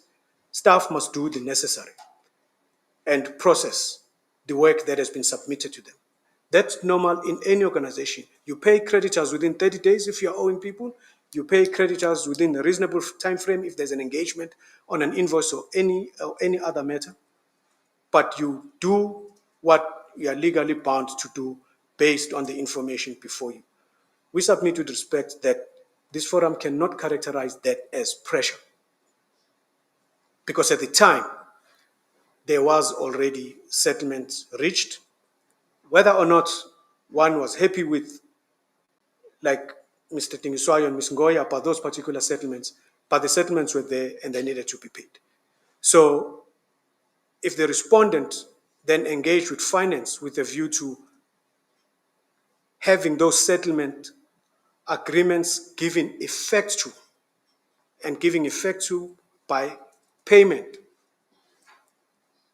it was not unlawful, it was not improper, it was not incorrect for the respondents to communicate to finance that that is what had happened and that must be done. We can question whether or not it should not have just been Mr. Zide doing it or any other person. I understand your concern, Justice Moshidi, to be that, but why was it necessary that the respondent do that? We submit that it did not have happened, but as a director in a company, having been seized with that particular matter, the respondent was entitled to follow through and make sure that that aspect of the business was closed and that that matter was gone, to avoid any other risk that may arise with those claims not being paid after the settlement. So it wasn't, with respect, Justice Moshidi, pressure. But I'd like to take it further to say, let's say it was pressure. Let's say it was pressure. Would it be so unreasonable that it can be elevated to gross misconduct, to incapacity, or any other? We submit not.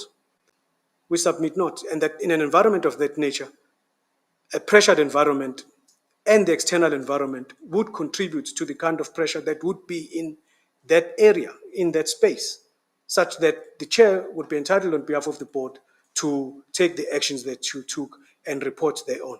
But to the extent that a suggestion is made that that was part or indicative of any unlawful or potentially or possibly unlawful conduct or conduct that undermines fiduciary duties, as the case may be, an investigation for that purpose must be done by an appropriate body and appropriate authority and arrive at a particular and proper conclusion. This forum is not there for that purpose, because what you need to do to get to that point is receive the evidence of those that are in a best position to comment further, as I indicated, the rest of the members of the board, the rest of the officials of PRASA who did not have an opportunity to make these presentations.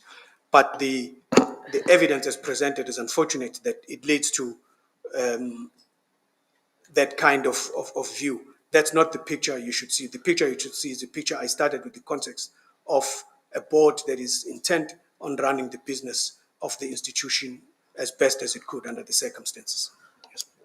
Well, it appears to be more than pressure, actually, because the person was giving the instructions for the payment to be effected. Eventually gave instructions to the sheriff of the court to go and attach process money. More than just pressure. Sheriff of the court went there and he took the monies. And you still say there was no pressure, there was no urgent instructions given for the court order to be executed.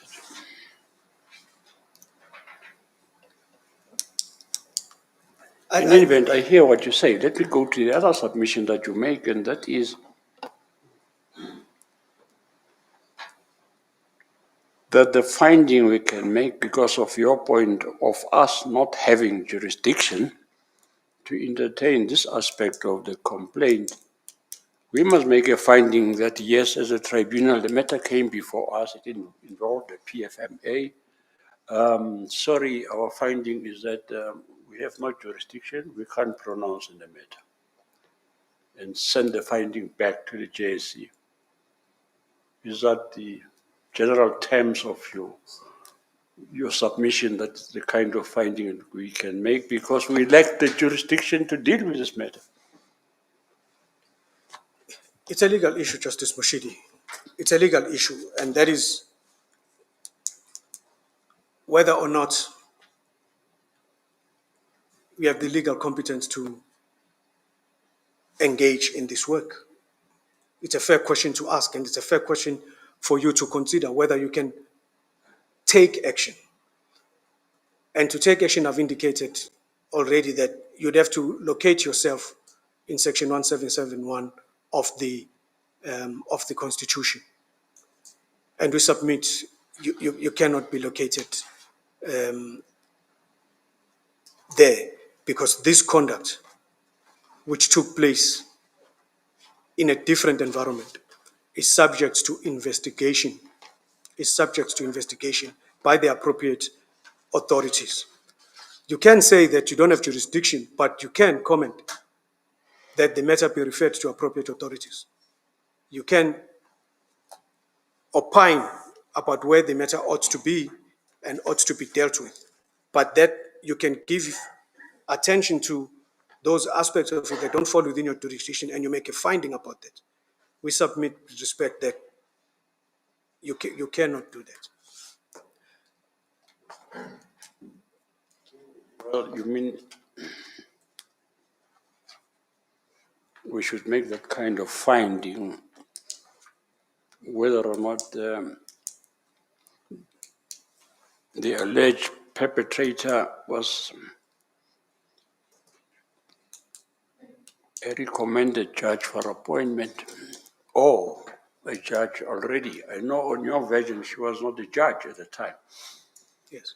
But you mean despite that she was becoming a judge eminently, or she was already a judge? We should ignore that completely and make the finding that you seek us to make. Yes, I'm trying to understand your question with a view to trying to assist as well in terms of finding out on what authority or basis legally would you make a finding of the nature you are suggesting you could make in these kind of circumstances. Yes, there's a challenge that on our version we're clear that it doesn't apply because she wasn't a judge. But because the conduct went over to 2018 when, on behalf of the evidence leaders and the complainant, it's alleged she was a judge, you may be tempted in looking at it that way to say, under these circumstances, maybe 1771 does apply. We submit that you should not look at it that way, because we submit that our version is correct, is the one that should be accepted, and you would not have jurisdiction. Difficult as it may be to do, it's the right thing to do, and it's a proper thing to do, and a constitutional thing to do. And there is no alleged perpetrator in my respectful submission in this case, Justice Moshidi. The reference, and I've just been guided, of the sheriff is that, unless I missed it, and I'd be grateful if you can assist me locate it, is that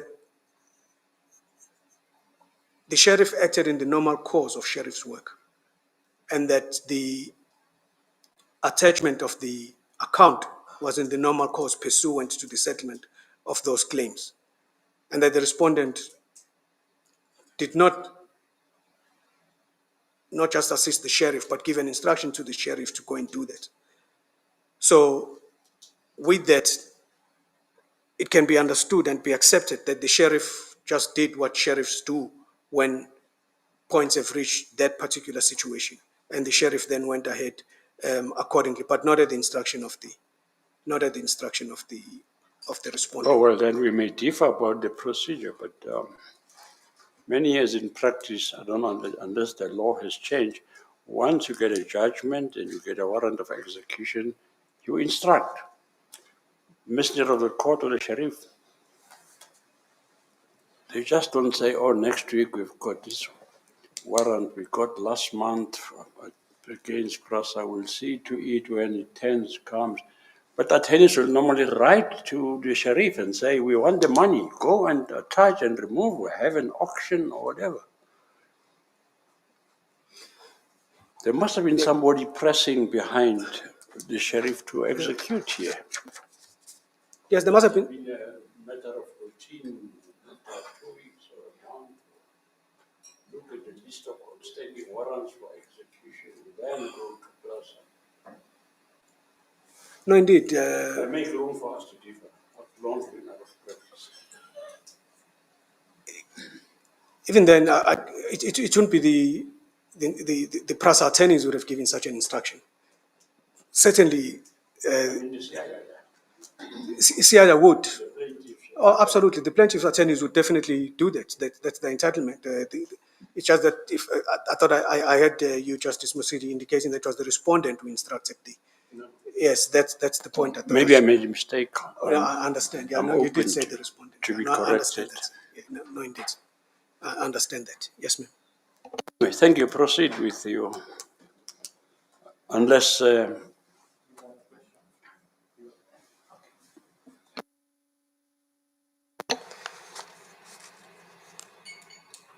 I've dealt with the charge that PRASA legal unit was marginalized. We submit that it wasn't marginalized.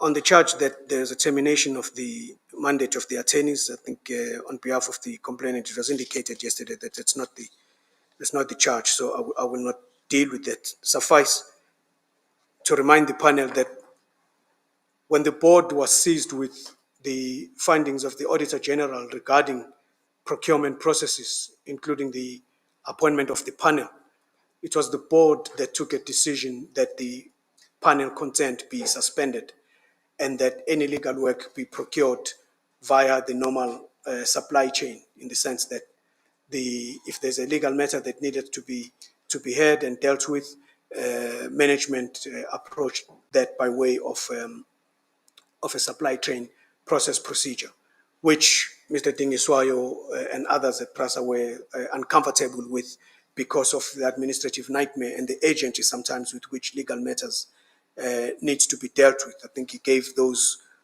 concerns when hearing that the board has taken this decision. But the board decision was based legitimately on a finding of the Auditor General that there were problems in the manner in which the panel was initially put together. And we submit that in respect of that, again, if indeed there were to be an investigation as to whether or not that board decision was appropriate or not, we submit that it is the accounting authority that must account for that, not the respondent as an individual, as a loan director, because the board is the one that took that decision. And that's how that matter should be dealt with. The engagement with Advocate Botes must be taken in the context I've described earlier, in that the conversation was first started by Advocate Botes and it continued. And one would imagine that he must have concluded that dealing with the matter at the higher level as opposed to lower level in the organization, the matter would gain some attention that will lead to its closure. Now, having done that, the question would be, does that conduct by the respondent elevate the issues to fall within gross misconduct, incompetence, or incapacity, as the case may be? We submit that it doesn't. And it doesn't because in the scheme of the line of authority for PRASA, the respondent was entitled to engage in those negotiations, in those engagements, and do so consulting with the relevant authority in management up to until those claims were finalized, which was done. That conduct doesn't amount to gross incompetence, negligent of the type envisaged in section 177(1). If there is a concern about that particular conduct in terms of the framework for fruitless and wasteful expenditure, must be properly investigated by an appropriate body, where all of the evidence will be led to that effect.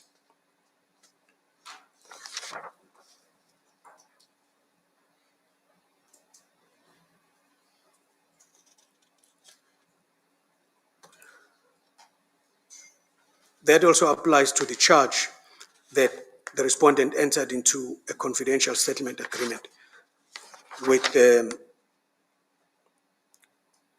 the parties concerned, and it's alleged that it's prejudicial to PRASA.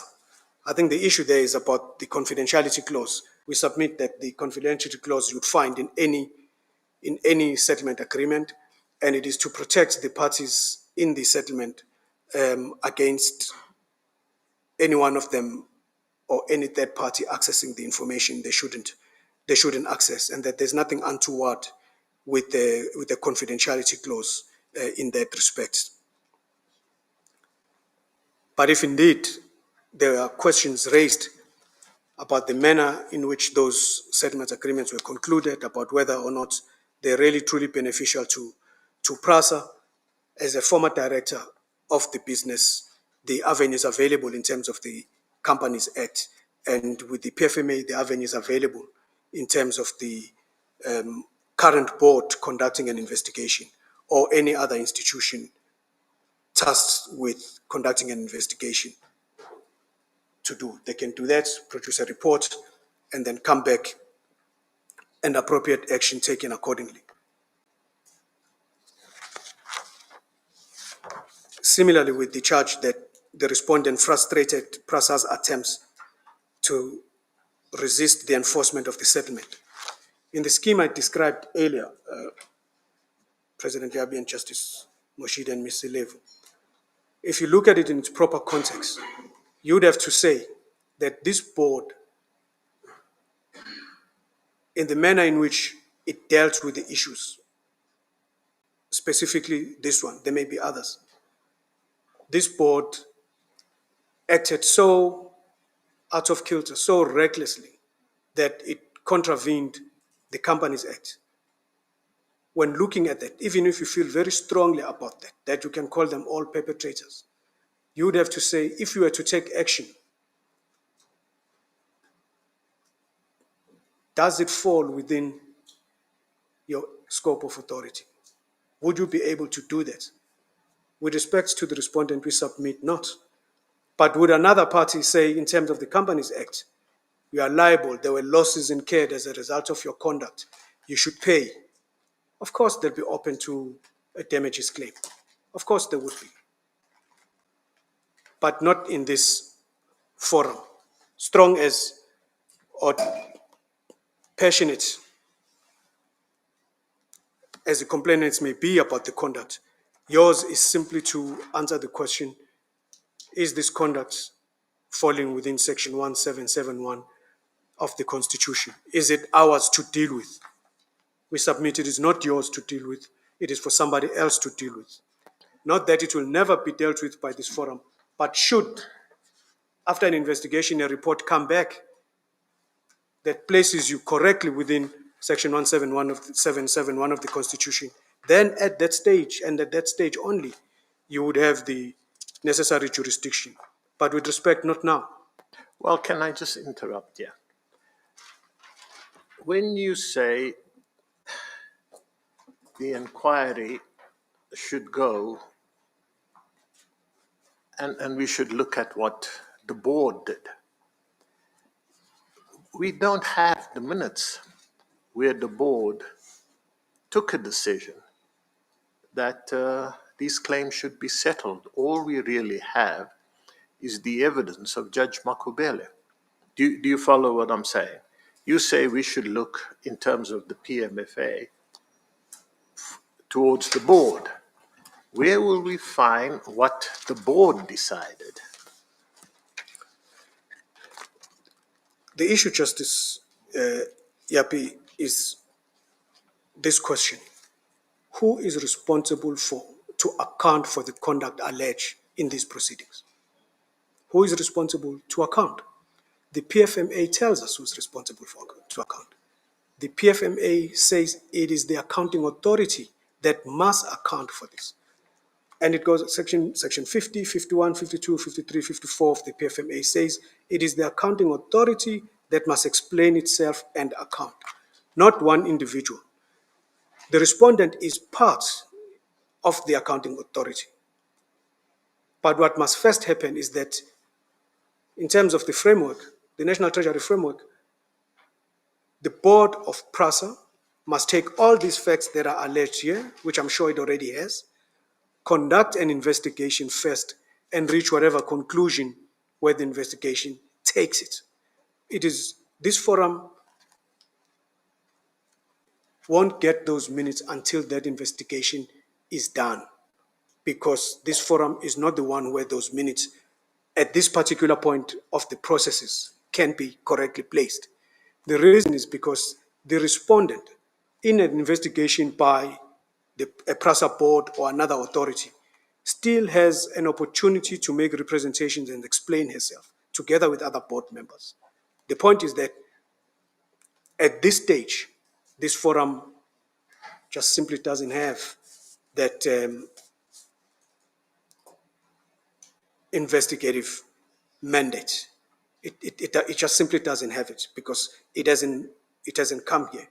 Now, what could have happened if there was opportunity and there was time, it's possible that any information that it's alleged would have been in a position to assist this particular process. The info could have come from the evidence leaders who would have heard of it, looked for it, found it, and used whatever investigative tools that these processes give the investigative leaders to do, and then that would have been produced. The elementary mistake that has been made here is that the respondent has been substituted for the board as the accountant. That's the fundamental mistake that has led to this unfortunate circumstance. And we submit that this panel must recognize that, and this panel must make an appropriate decision that it doesn't have jurisdiction, and the issues move on. The fortunate thing is that this issue that has been raised doesn't necessarily die. So it's not a matter that's not going to be attended to. It is currently being attended to. It is currently being attended to, and it will reach a stage of finality. And that stage of finality may bring us back to where we are. It can bring us back here. The question is when. And that is difficult to predict because we don't know how the investigation would go. If I may just then encapsulate what you have to say. The inquiry on the second matter, because that's what we're busy with. Yes. You say right now that is premature, that we are sitting here prematurely, that what should have happened as far as the second matter is concerned, I don't understand it being relating to the first matter. We've had Mr. Masuku's submissions in that regard. But your submission is we should wait for an inquiry into what happened, an inquiry being conducted into the affairs of the board and why the board, you say, have taken the decision to settle the claims. Is that what it is that you're saying? Or does we simply as a conduct committee looking at the conduct of Judge Makhubele in this whole issue, you say we are not in a position to come to a conclusion on that issue, which is before us, until this part of the inquiry into the conduct of the board has been concluded, whichever way, in terms of the PMFA. Is that what you say? Indeed if not, so. Please correct me. Indeed so, President Yapi. It would have been different if the following had been in existence. If it had been presented to you that upon settlement of the claims, the board had a problem with it, and the board reprimanded or took action against the respondent, then the matter, that aspect, would be correctly before you. because at least there would have been a process of assessing the conduct of the respondent and the finding made by an appropriate body for it. And then your jurisdiction would kick in under those circumstances. The difficulty we have here is that that hasn't even happened. And the PFMA processes and the National Treasury Framework processes are legislated processes, mandated processes that can't be avoided. They can't be avoided. So the matter was prematurely brought before you, and we understand how it could have found itself here prematurely, because the complainants just did that. And strictly speaking, an ideal situation is that the matter would have or should have been handled at JCC stage, and not be brought here for you to be able to deal with it on that particular basis. That's the crux of what you're saying. Because if you did it any other way, just other than lack of jurisdiction issue, let's say you make a finding, you find somehow that you have jurisdiction, you make a finding against Justice Makhubele.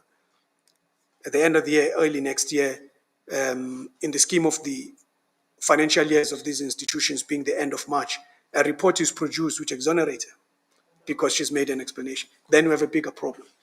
So it is better to take this medicine now and allow a process that ought to be in play to run its course. And in any event, those processes, as I've indicated, with the SIU are already in play. There could very well be others. If the current board of PRASA hadn't done so, it could actually, after this process, start now, finish it within a short space of time, and we're back here again.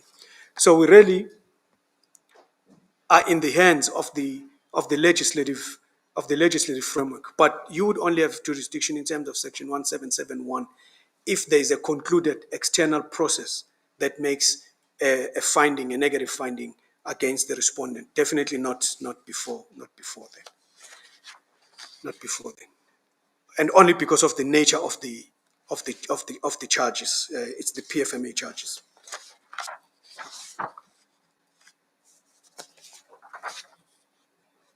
Justice, I'm at the end of my presentation. If I may confer with my learned senior.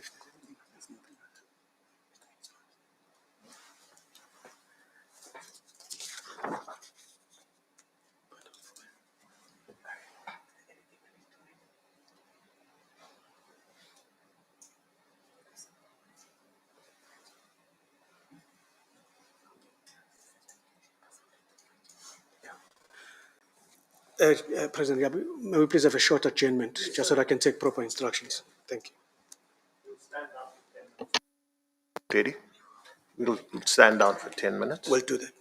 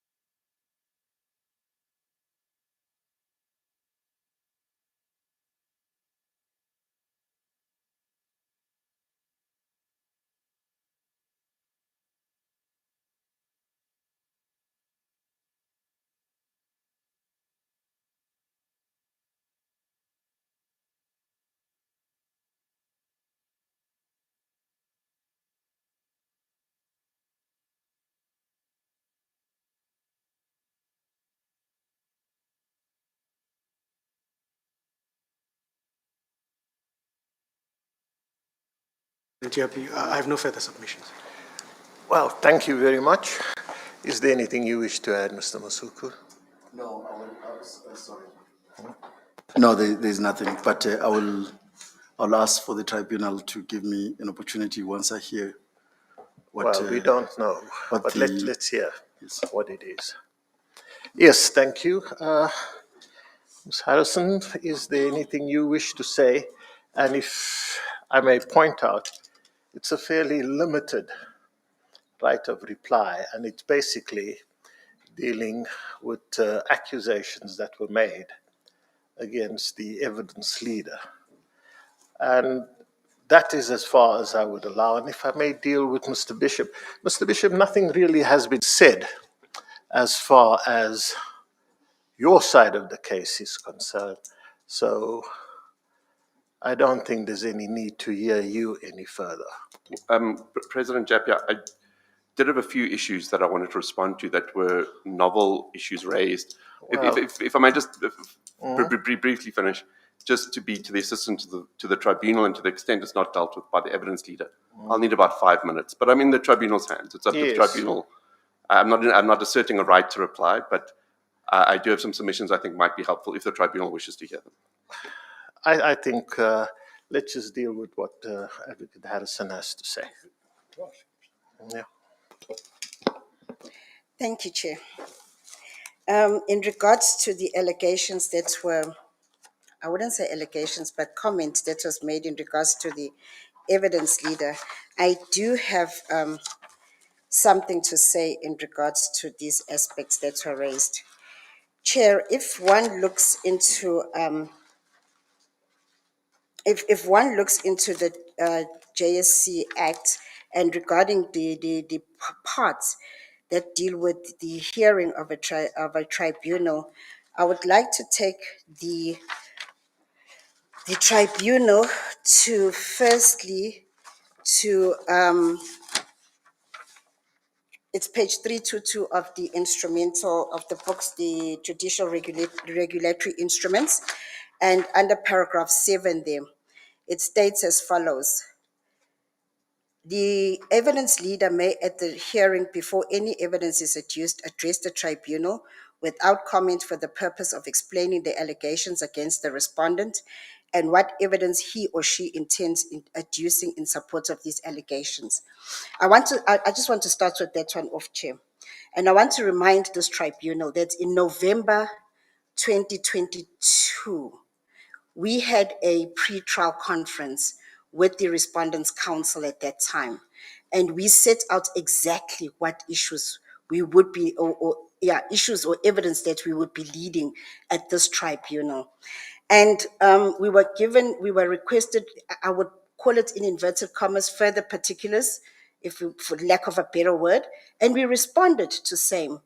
And at that pre-trial conference, we were then, there were certain issues or certain things that we also requested from the Respondents' Council to provide us with, like the list of witnesses that are going to be called and documents that should be used.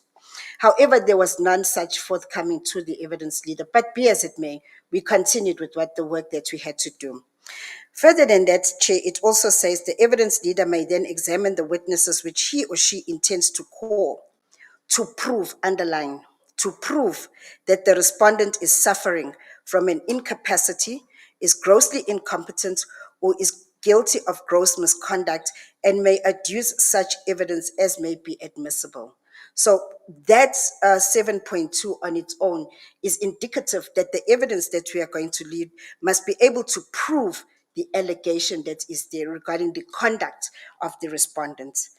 Then it further goes on in paragraph 5. It says the respondent may examine the witnesses which he or she intends to call to refute the allegations against him or her and may adduce such other evidence as may be admissible.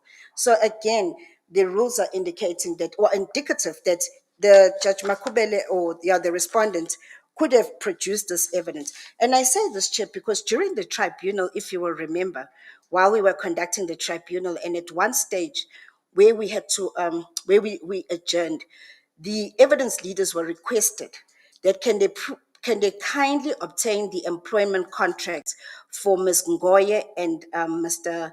Dingiswayo, of which we did. We obtained the contracts and they were handed over to the Respondents' Council. So it's not like there was nothing that we had been requested for that we did not hand over as the evidence leaders.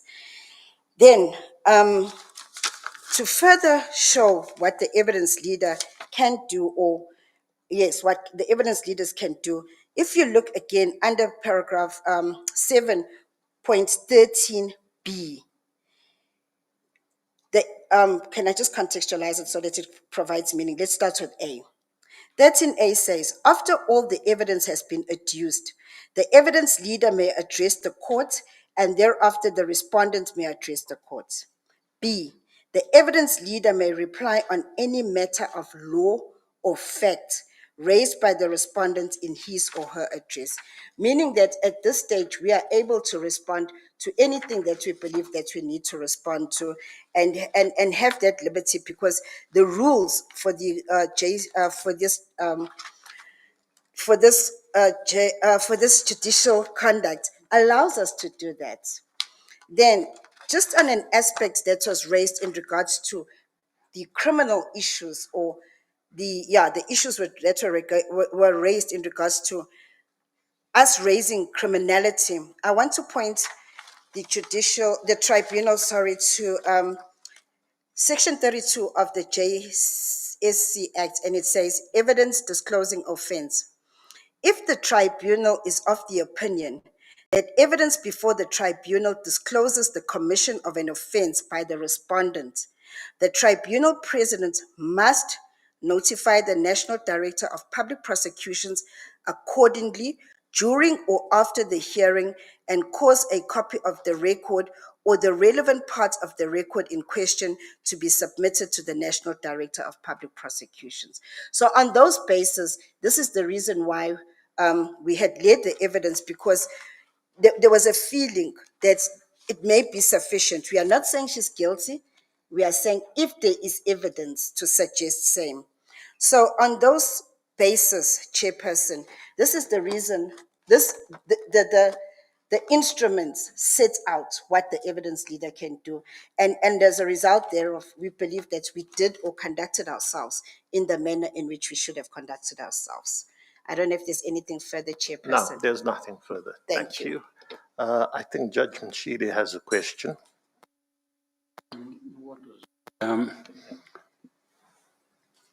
May I, Mr. Bishop, may I revisit one aspect that you dealt with yesterday afternoon here in addressing us, and that, I think, led to the comments made by Mr. Masuku this morning about the language words that were used here, which were not fit to be used against Judge Makhubele as a judge. I hope you recall yesterday afternoon, in the process of addressing us, you used the word that Judge Makhubele refused to commence her duties on the 1st of January 2018. I may be wrong, but I thought I heard you say she refused. And if that is so, I just want to know what the basis of that is, because then his complaint this morning to us may be correct. Thank you, Judge Mshidi. I did use the word refused, or words to that effect. You did, yeah. Yes, and I stand by it, Judge Mshidi. I didn't understand that to be Mr. Masuku's particular complaint. I think his complaint was about particularly paragraph 314 of the complainant's heads of argument.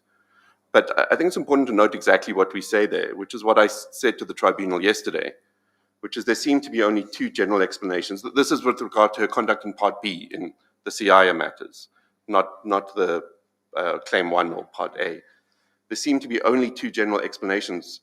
Judge Makhubele acted intentionally to further an illicit unknown purpose, or Judge Makhubele acted in a grossly reckless way with utter disregard for the PFMA, the law, and her ethical obligations. So we don't, and I made this very clear yesterday when I addressed the tribunal, there is no evidence before this tribunal of money that was paid to Judge Makhubele, that she acted, or that any purpose has been identified for which she acted. The submission was, we're trying to explain, well, why did she act the way she did? My submission was that it doesn't matter. But I was very clear that there isn't evidence before this tribunal of corruption or anything to that effect. With regard to your question, Judge Mashidi, whether she refused, I think that that is the evidence, as I understood it, of Judge President Mlambo, that at the meeting in mid-January, he and DJP Ledwaba asked Judge Makhubele to assume her, to take the oath so she could assume her duties, and she said she would not do so. So I think it's a fair reading of Judge President Mlambo's evidence to say she refused to take the oath. Yes, thank you. Well, that's it. Is there anything you just, I'll give you the last word. Thank you. Mr. Yes, I accept entirely my sister's reading of the act, and I think she's correct.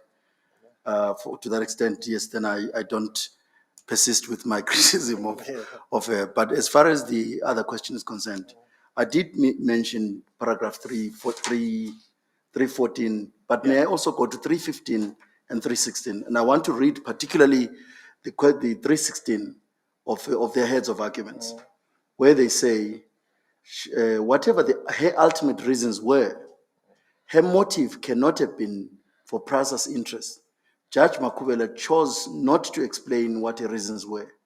She provided false and evasive explanation for why she acted against the interests of Prasa, so as to assist the corrupt.